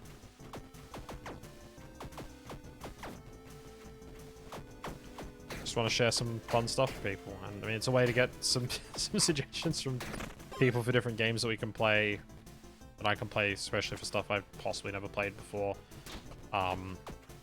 Which a few of the games that have been suggested are definitely things I've never played before. One of the ones Kai suggested, Skull, the Hero Slayer, I think it's called, something like that. Never even heard of it. I look at it, I was like, this looks interesting. And so I'll go and do a bit more research into it, which means it won't necessarily be the one for next month, but it might be one for a month further down the line. We've got a bit chance to dig into it a bit more and sort of see what's there. Like Bioshock. Neighbor, bless his heart, suggesting Bioshock as a game, and it's like, oh, that means, like, when I want to do my talk about it at the end of the month, and after I'm like, okay, everyone actually around to playing Bioshock 1, it's like, okay, I kind of feel obligated to go and read. For anyone who hasn't played Bioshock, I apologize if this is a spoiler, but I think, like, nearly everybody that's ever just mentioned the game offhandedly in the last years has mentioned this by now. The fact that game is very, Randian in its philosophy, by which I mean Ayn Rand, who wrote Atlas Shrugged, and a lot of it does draw from Atlas Shrugged, and I'm like, okay, so I'd have to play through the game again, get some stuff from it, do some research, and then go and read Atlas Shrugged so I can do a proper critical analysis of the game. And it's like, no, that's doable, but, you know, like, I feel like if you actually want to do it justice, you would need to do that. So that's extra research time I need to put into it for the stream. But that's the sort of stuff that I'm doing, right? Like, you know, I've played through the beginner's guide a lot. I've read a lot of different discourse on it. I've been a part of different discourse on it and stuff like that, which is why I could make that stream last time quite so in-depth. And all the rest of it is what it was, is because I have actually, you know, been a part of the conversation around how that game is and functions and everything like that. What are you using my offhand right now? Orange? Oh. So yeah.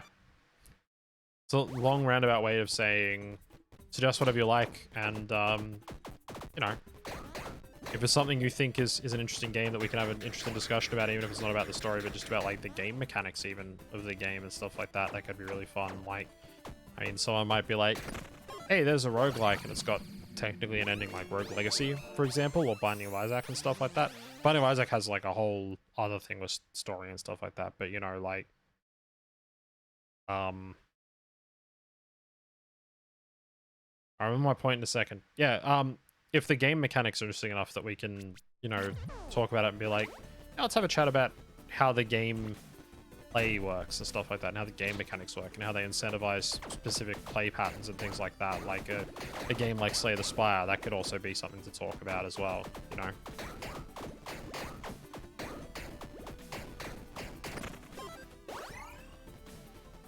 Open for suggestions.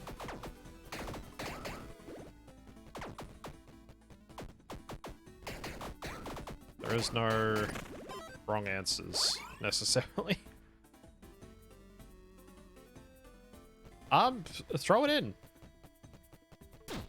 Which is kind of the point I'm making, you know, like throw it in, and you know, I can take a look at it, and you know, if there's something there, like if it's something that you loved and stuff like that, which is another reason I want suggestions to try other things that people were really passionate about or really enjoyed, and you know, there might actually be something there. Like there might be something from a, like I said, like a mechanical perspective or something like that that could be worth discussing and talking about. So, you know, give me those suggestions. I'm interested. I'm curious what people really enjoyed and really found a lot of fun out of. It was one of the future games I'm considering doing, which is similar to a couple of ones people suggested, like stuff like Limbo and stuff like that. Is it'd be really interesting. It would be another good one, like the beginner's guide, to actually try and do the full game on stream. Would be something like Journey, if anyone's ever played that before, because that's one of those games that, you know, you can actually kind of like talk about as you're playing through it and point out aspects of it and how it does its environmental storytelling, which is another concept I wanted to delve into from another episode of the book club, is sort of environmental storytelling, you know, like the beginner's guide and stuff like that, or other stuff like that. So a perfect example of something that has very sort of like active storytelling, like it actually tells you the story as you're playing through it and all the rest of it. Thank you, much appreciated.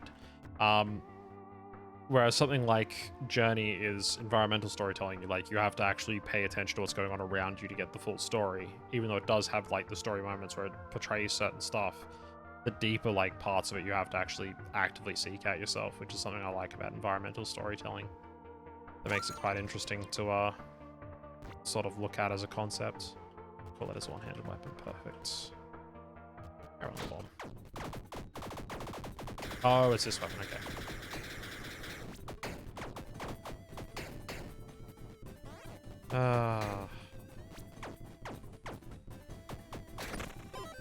Ability the game has dialogue. Ooh, cool.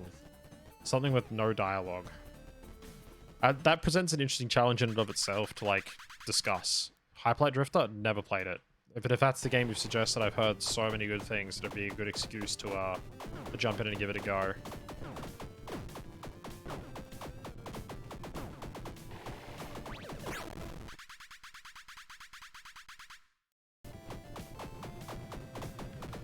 Keep forgetting I can dodge. It is cool. I think that game has a lot of actually environmental storytelling as well, so that might be a good one for a twofer. I actually stream through of like Journey on the stream, and then be like, okay, the homework game is to go and play Hyperlight Drifter, and come back and talk about it after. Which is something I didn't want to say about the Talos Principle, because I wasn't sure like how many people would buy into the idea. But I am kind of like, here's a couple of things, here's some concepts I want to talk about. Okay, now here's your homework. Go away and play this game on your own time, and then we'll come back, we'll review your homework. I'm joking, obviously.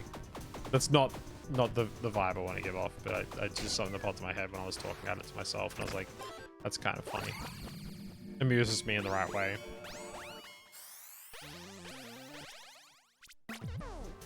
Beef. Plus 1 strength efficiency.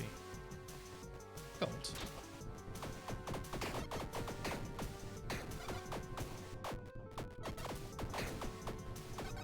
Yeah. I'm not sure how many people ended up picking up Talos. I know there's a couple of you. I know there's yourself, Mars, and Dr. Nyan Pasu, who was in the chat earlier when I started playing Tiny Rogues. He's probably busy doing other stuff and lurking, but I know he's also playing through the game. Weapon. Better. Very far. Oh, it's always the next use of puzzle games. I play lots of puzzle games in my spare time.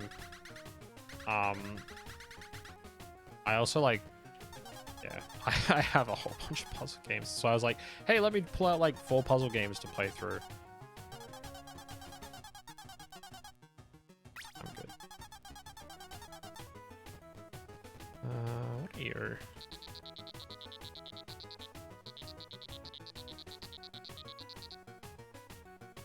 Sure. What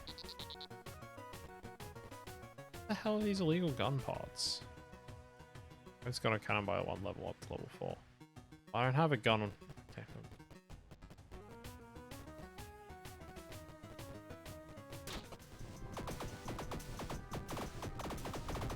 Tried playing it on the Steam Deck. I know a lot of people picked it up when it was out on PS4 and Xbox 360 as well. Yeah, and so I'm not surprised. It would have been pretty fun on the Steam Deck. Actually, I'm sure it played actually quite well, knowing the controls of the game and everything. So.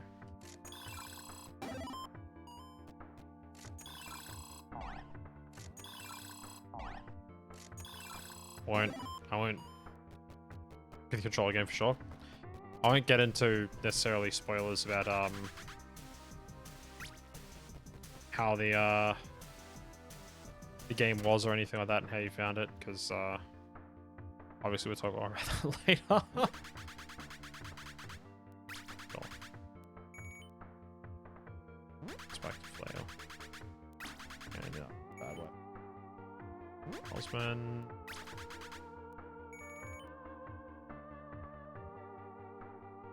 I'm slightly better. B. I'll talk about Tiny Rogues. I always talk about the Talos principle.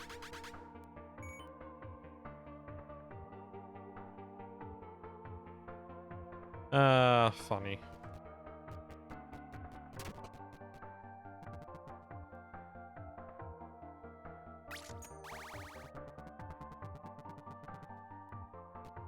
I'll catch up to that. It's not on the deck. Not tried it out yet, though. A lot of people were playing it on, like I said, on PlayStation 4 back in the day when it first came out. So I'm assuming it runs really well on console or, you know, a handheld like that without too much trouble. So, as you would know from playing it, it's not the most complex or control-intensive game. So.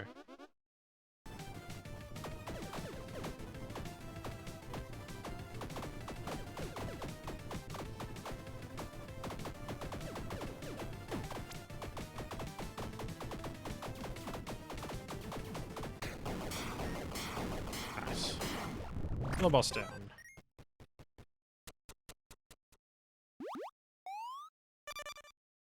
Desert.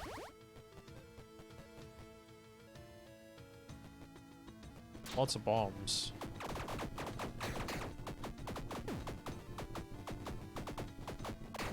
I wonder if anyone else picked up the Talos principle. No one else has mentioned it to me yet, so it'd be interesting to see if anyone else shows up for the stream. Yeah, there's a few other people on my friends list in Ecofam and stuff in Steam that have it. We will have to see.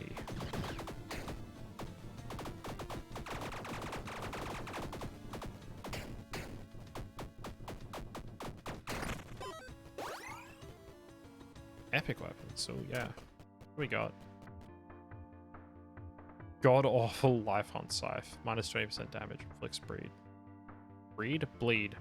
10% chance to drop a hard on kill. Butcher cleaver. Fixed bleed. 300% more bleed damage. Is this the Zweihander? Yeah. Sorry, Zweihander. Should pronounce it correctly. Gains +5 damage per strength. Frack. Okay. X Mortis. 10% increased damage on killing a boss. Holy. That's one-handed. Yeah. Jesus. Alright.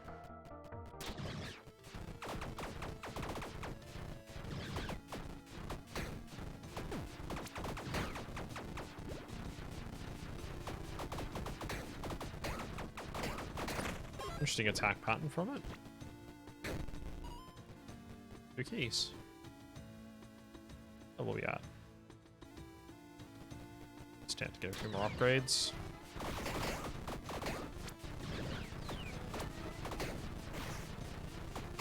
Alright. Oh, it follows my mouse. Oh, okay. Hey Tech, how you doing? How's the concert? Have a good time?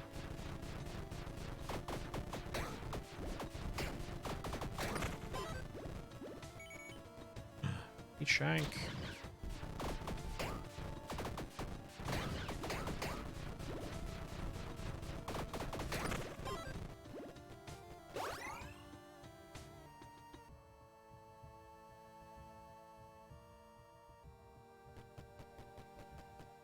What would you expect for a 100x concert? Good. Mosh pits during ballads? Yep, that sounds like 100x. For sure. I saw you tweeting about that, about being a power cosplayer. Like, that's awesome. Like, actually, that's awesome. People recording on their 3DS. Okay. You know what? That's not what I would have expected, but you know, props. If anyone's out there game enough to record it on a 3DS, then yeah, go nuts.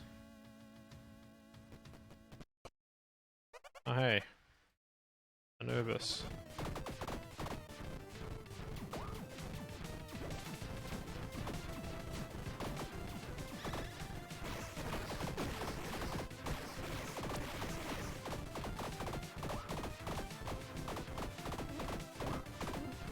What concert was that, Mars, if you don't mind me asking?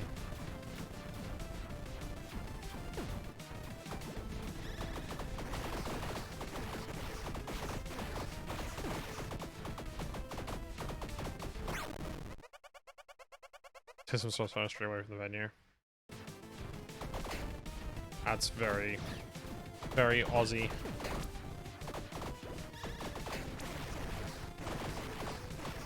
Very specific subset of Australian, I should say, though, to be honest. But yeah, still.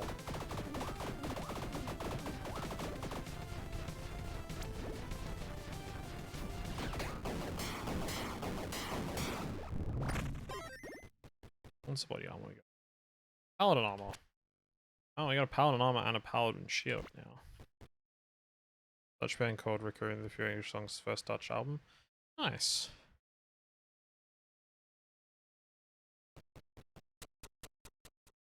I've been to a few concerts in my time.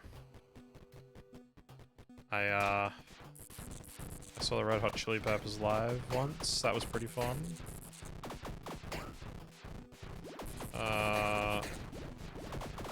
Linkin Park.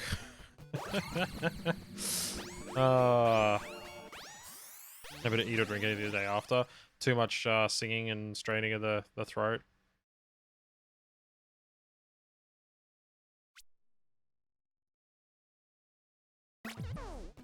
Sounds like fun. Also, a band that the tech would actually know. Don't know if necessarily would. You know what? Actually, you know what? I'm gonna go out on a limb and say that tech probably would enjoy them. I have seen Killing Heidi live in concert.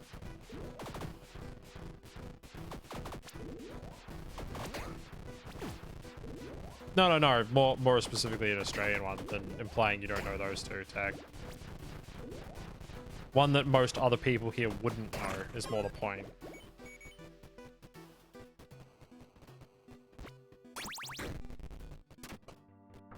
What you got? Oh. What's this girl? Blitz wand. Actually... You... what? Oh, I love this wand. I'm gonna use this.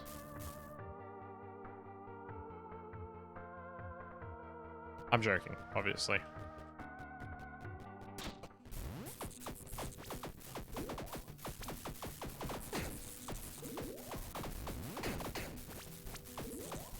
Ball lightning.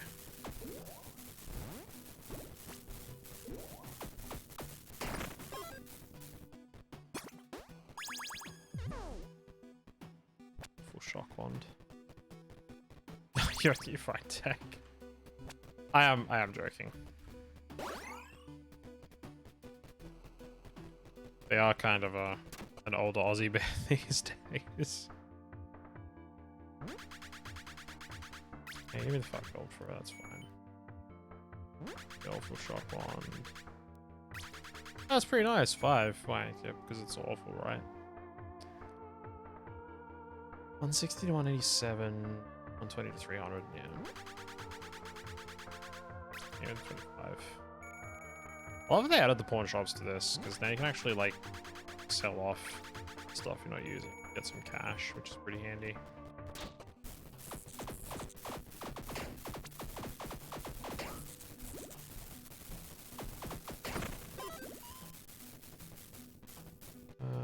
Bombs. Let's see what's in the ranger stash. Oh, the crabs.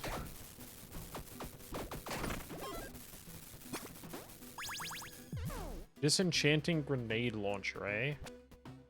Never had this one before.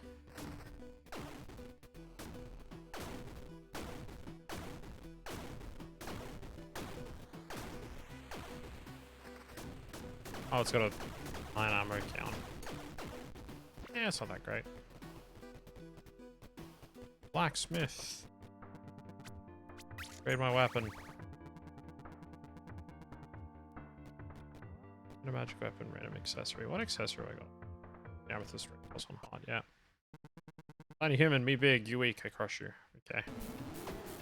I've fought the Kraken before, actually. Yeah, I keep getting Neptune every time I do this. I haven't actually fought the Kraken. The tiny so weak makes you angry, stop hiding. Did it look like I was hiding? Oh wait, no, I have fought the Kraken. Yeah, it does the tentacles. Yeah, alright. There's a few bosses on each of these floors I stopped before. Or one boss on each of a few floors, I guess I should say. He doesn't look that big, he's really not.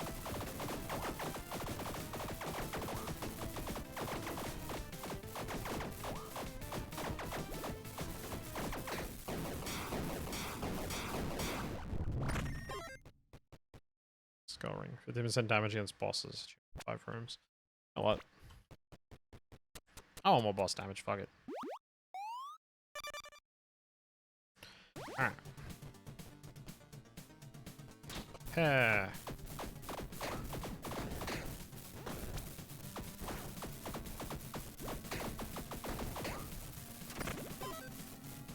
Alright. Let's choose. Grand sword if you choose to inflict 100 damage to yourself. Sure.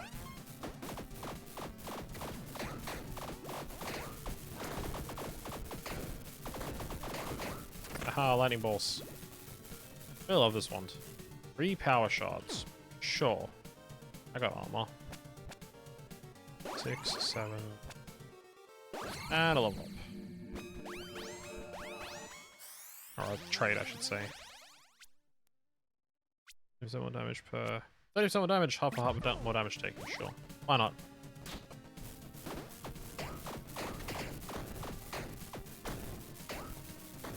Just gotta dodge everything, right?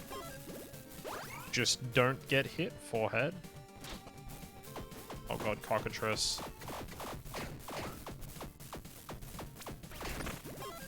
One of the most annoying enemies in this. 10% attack speed for 10 rooms. Arcade. I got so many coins.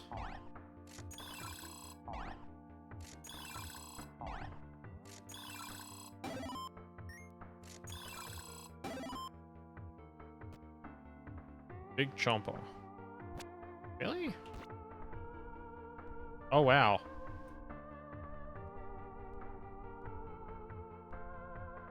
How much time is that doing compared to my 30 to 325, 617 to 650. Alright.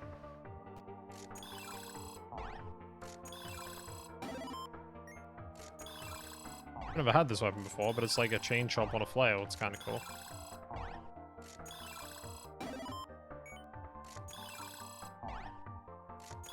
You're able to take damage, simply put, do not, for taking damage costs you lose HP, which is bad. Exactly.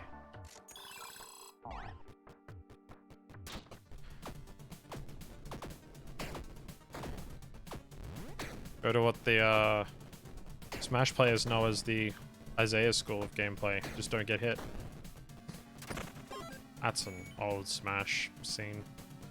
Reference, joke. One of them. Oh, Isaiah. Hey, Isaiah, how'd you get so good at Smash? Don't get hit.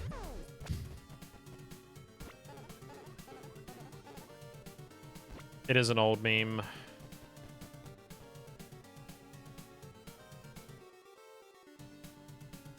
You know what?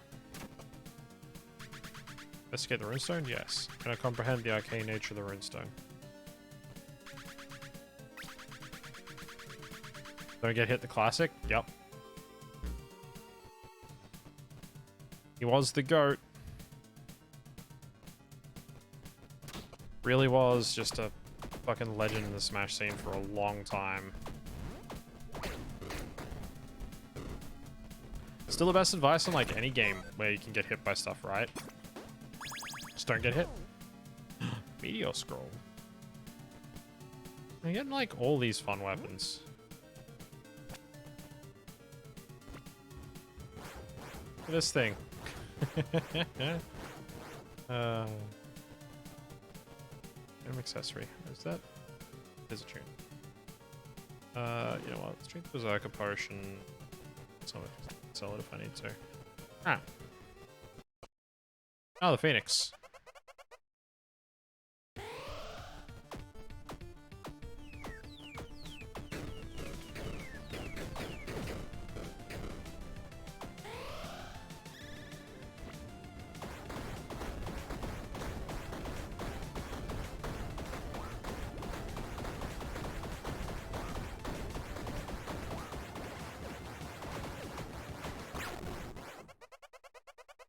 Getting hit makes your health go down, means you're close to using, therefore not getting hit.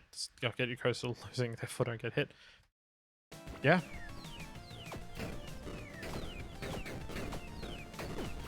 Solid advice.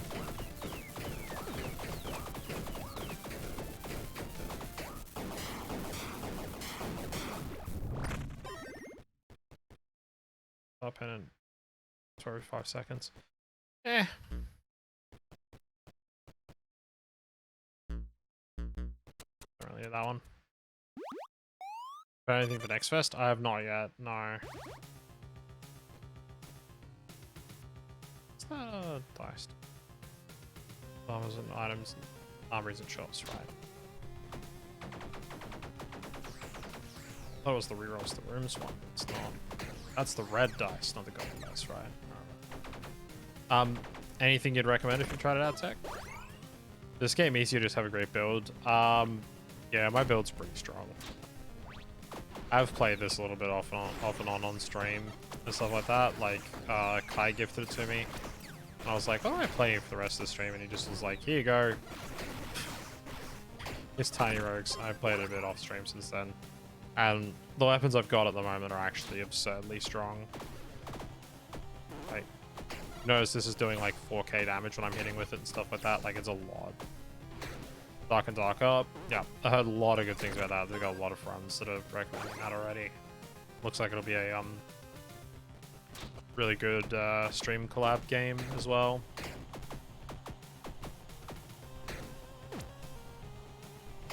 Like Tarkov, but the game hates you. Literally what I said to a friend of mine when he suggested it. I was like, so it's fantasy. It's fantasy Tarkov. He was like, yeah, basically. I was like, I thought. Yeah, enchantment weapon. What did I not pass then? PS plus 10 base damage. Nice. Alright. Time to get drunk.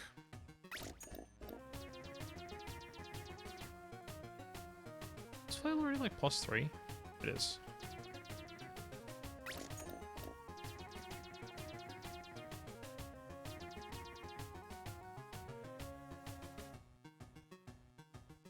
Want to room with 4 skeletons on our ass once, we're laughing so hard.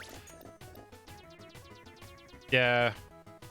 I mean, that's sort of the thing, is either one of those games that definitely does appeal to you or one of them that doesn't. Mars. Yeah. Huge damage. And Tipsy plus 30%. 10 rooms. Oh, the rampage is stacking. Right.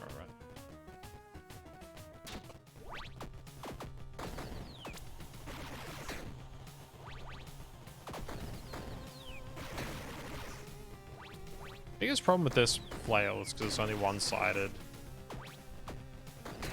Is if you miss the enemy with it, it's like really hard to recover, sort of thing. Right, so we don't want the grenade launcher, which means also I don't really care about the illegal gun parts. Okay, that's fine. I'll pick those back up. With this ring. I don't want the two-handed stuff because I'm using the shield, so we'll sell that as well. Which means we'll move that down to there. Down there, keep there. So we got the meteor scrolls on 1 and 2 for the bigger blitz one. Alright, that inflicts burn, that inflicts shock. This doesn't inflict either. It's almost as good. Almost. Alright.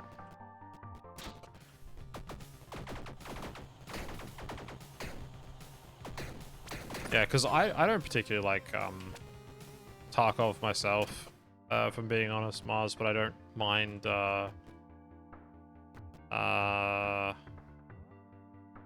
Hunt, which is sort of similar.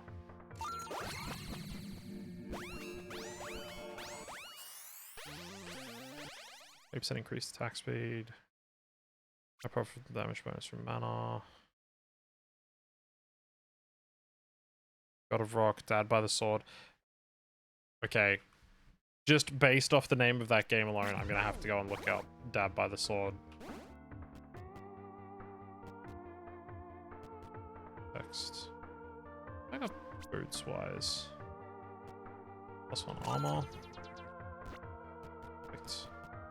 Just the fact that it's called Dad by the Sword would be hilarious to stream.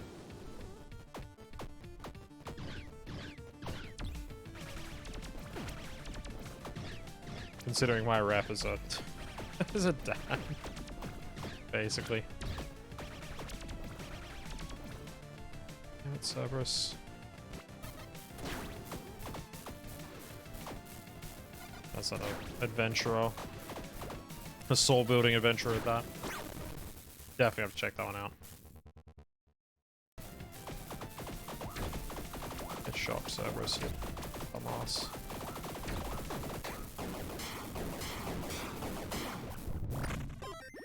I actually need to ask me questions first. We're content creators here. I do it all the time, so I don't see a problem in you bringing them up as long as it's, you know, respectful, as long as you're not gonna necessarily like shit on a content creator or anything like that. Like if it's just like, oh, here's a content creator I like and I just want to talk about them, then that's fine. Because I bring up loading ready run from time to time. I mentioned Yali, who does some Persona stuff earlier as well. Like, anyone who's been here for a while has probably heard me mention loading ready run a couple of times because I really like their content. Unholy Bible. And Shine Greatsword. Ice Fang. And these are all not that great. 10% rotation speed on killing a boss is interesting. How fast does that rotate by default? Whoa, okay. No, I can't say that I have. Oh wow, yeah, okay, this is good. Okay, I like this. That is absurdly fast. Alright, I'm down with that. Put the flail there. Scroll that. And cool. Examine the crystal pine? Yes. Fresh crystal pine resin. I'm gonna use that now because we're just running out of space. Again.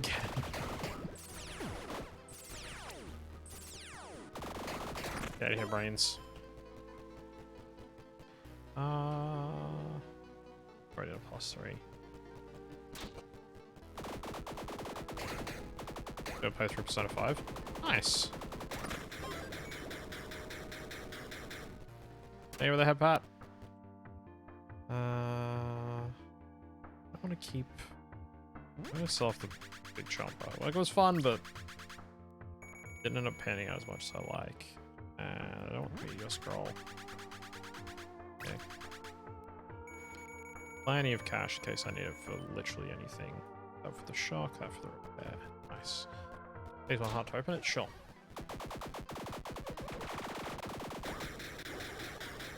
I also haven't gone to the symbols and dungeons and boss designs. That's something that I want to talk about more when I get to the later Persona games, because they are there is a lot to what goes on in those games. Some of it less good, some of it good. But yeah. Yeah. There is a little bit of problematic stuff in the Persona series, but that's like nothing new. I would think for anyone who's been playing JRPGs for a while to be able to go, oh yeah, this isn't great. Holy.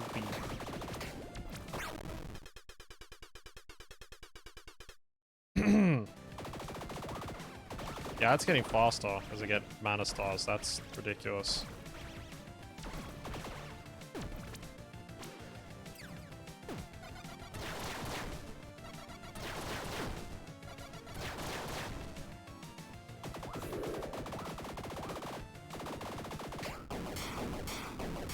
Holy shit.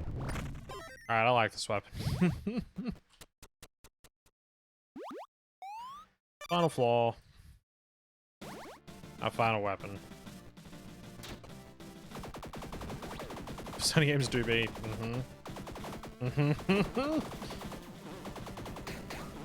Some more so than others.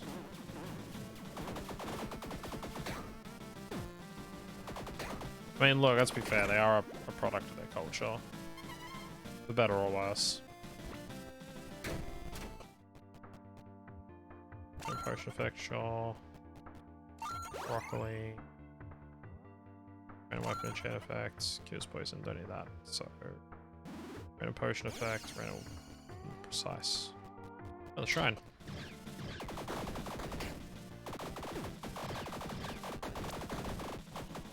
Tell me what you think of your like JRPGs Australian goes to you about the game, stuff like that. Ah, it's very nice. Increase movement speed seems good. What we got in here? Yes, I could use some healing. Yes. I don't know.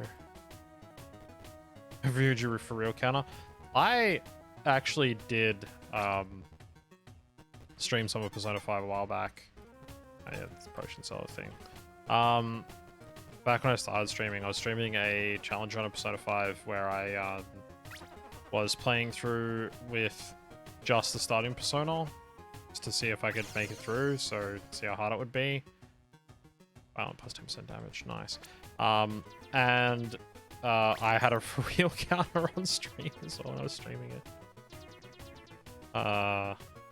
Which, considering that I'm trying to get through all the games in 12 months, when I get around to actually making it to P5R, I won't be doing a challenge run of it, I'll just be doing just a standard run. Otherwise, I'd never get through it in time.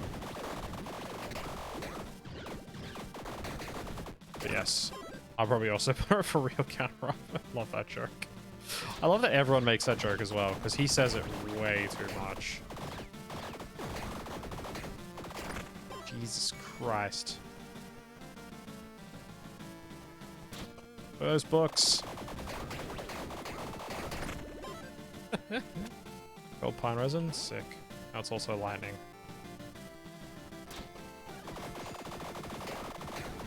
I love it when you get OP builds running in this game because they're so ridiculous. Souls. Hi, Death. In the end, all mortals bow to death. You're no exception to this rule. I've come very far, can't be impressed. Unless your time has come, you need to die. Do I need to die or do you need to die? Because I'm pretty sure you're the one who's gonna die.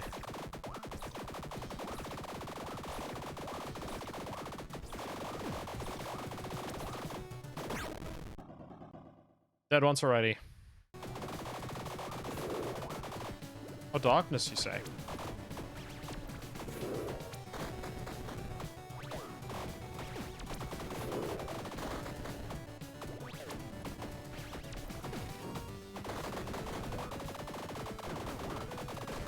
Who are you calling a fool?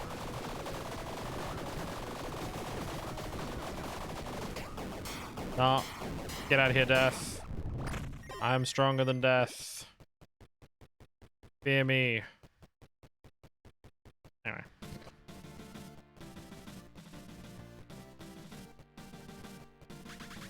Something dark is holding you back.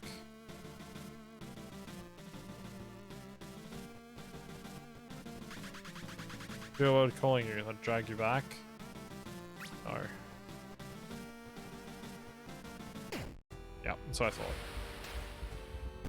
I am become death, destroyer of wealth. No, I swear everyone's made that joke at least once, right? Cool, alright. You know what? I killed death with another character. I'm gonna call it death tonight. That's a lot of souls, holy shit. Let's unlock some more characters next time. I love this game, it's good fun. Good little time filler. Although it did take like, what, nearly an hour because I was talking things well. Anyway, let's jump on over here. I wonder if Sean... Where's Sean still going? I need to find someone to raid. I know he was doing his, subathon?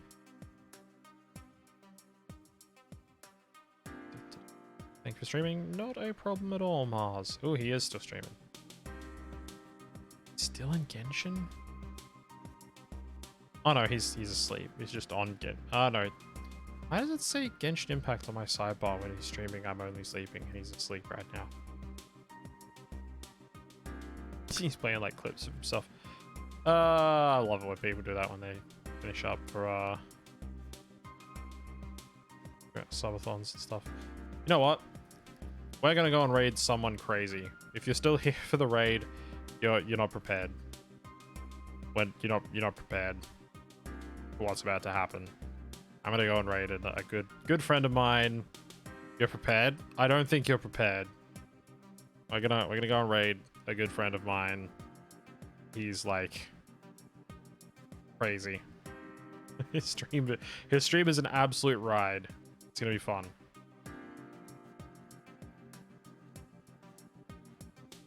Waiting for the ads to clear up. Playing Breath of the Wild. That doesn't look that crazy today. Alright. Get the raid message up. If you're a subscriber, copy the Avros K hearts. That'll give you the lovely heart emojis about to drop down on my head. There they are. Bam. Otherwise, feel free to copy those purple hearts because those are just as good. And we're going to go and raid a good friend of mine who I met through a charity event last year. We're going to go and raid Surfin. So strap on in. Hope you enjoy the ride on over to his channel. Like I said, it is kind of a trip being over on his channel. I haven't actually raided into Surfins at all, so I'm looking forward to it. I hope you all had a lovely time this evening. I had fun playing Persona. I will cut out the last part of the stream here when we're playing Tiny Rogues and stuff for the VOD. But yeah, hope you enjoyed it all. Hope you had a lovely evening. I will catch you all tomorrow if you come back again for some Hunt Showdown with the usual gang. That's going to be good fun. And we're going to have to get some more Persona in next week to keep catching up on that. So more Persona next week if you want to come on back for that specifically. But I hope you've had a lovely time. Enjoy the rest of your morning, afternoon, or evening, whatever time it is in this wonderful world of ours for yourselves. And you've all been wonderful. I've been Avros Gargath. I'll catch you all next time. But that's it for me. So Abby.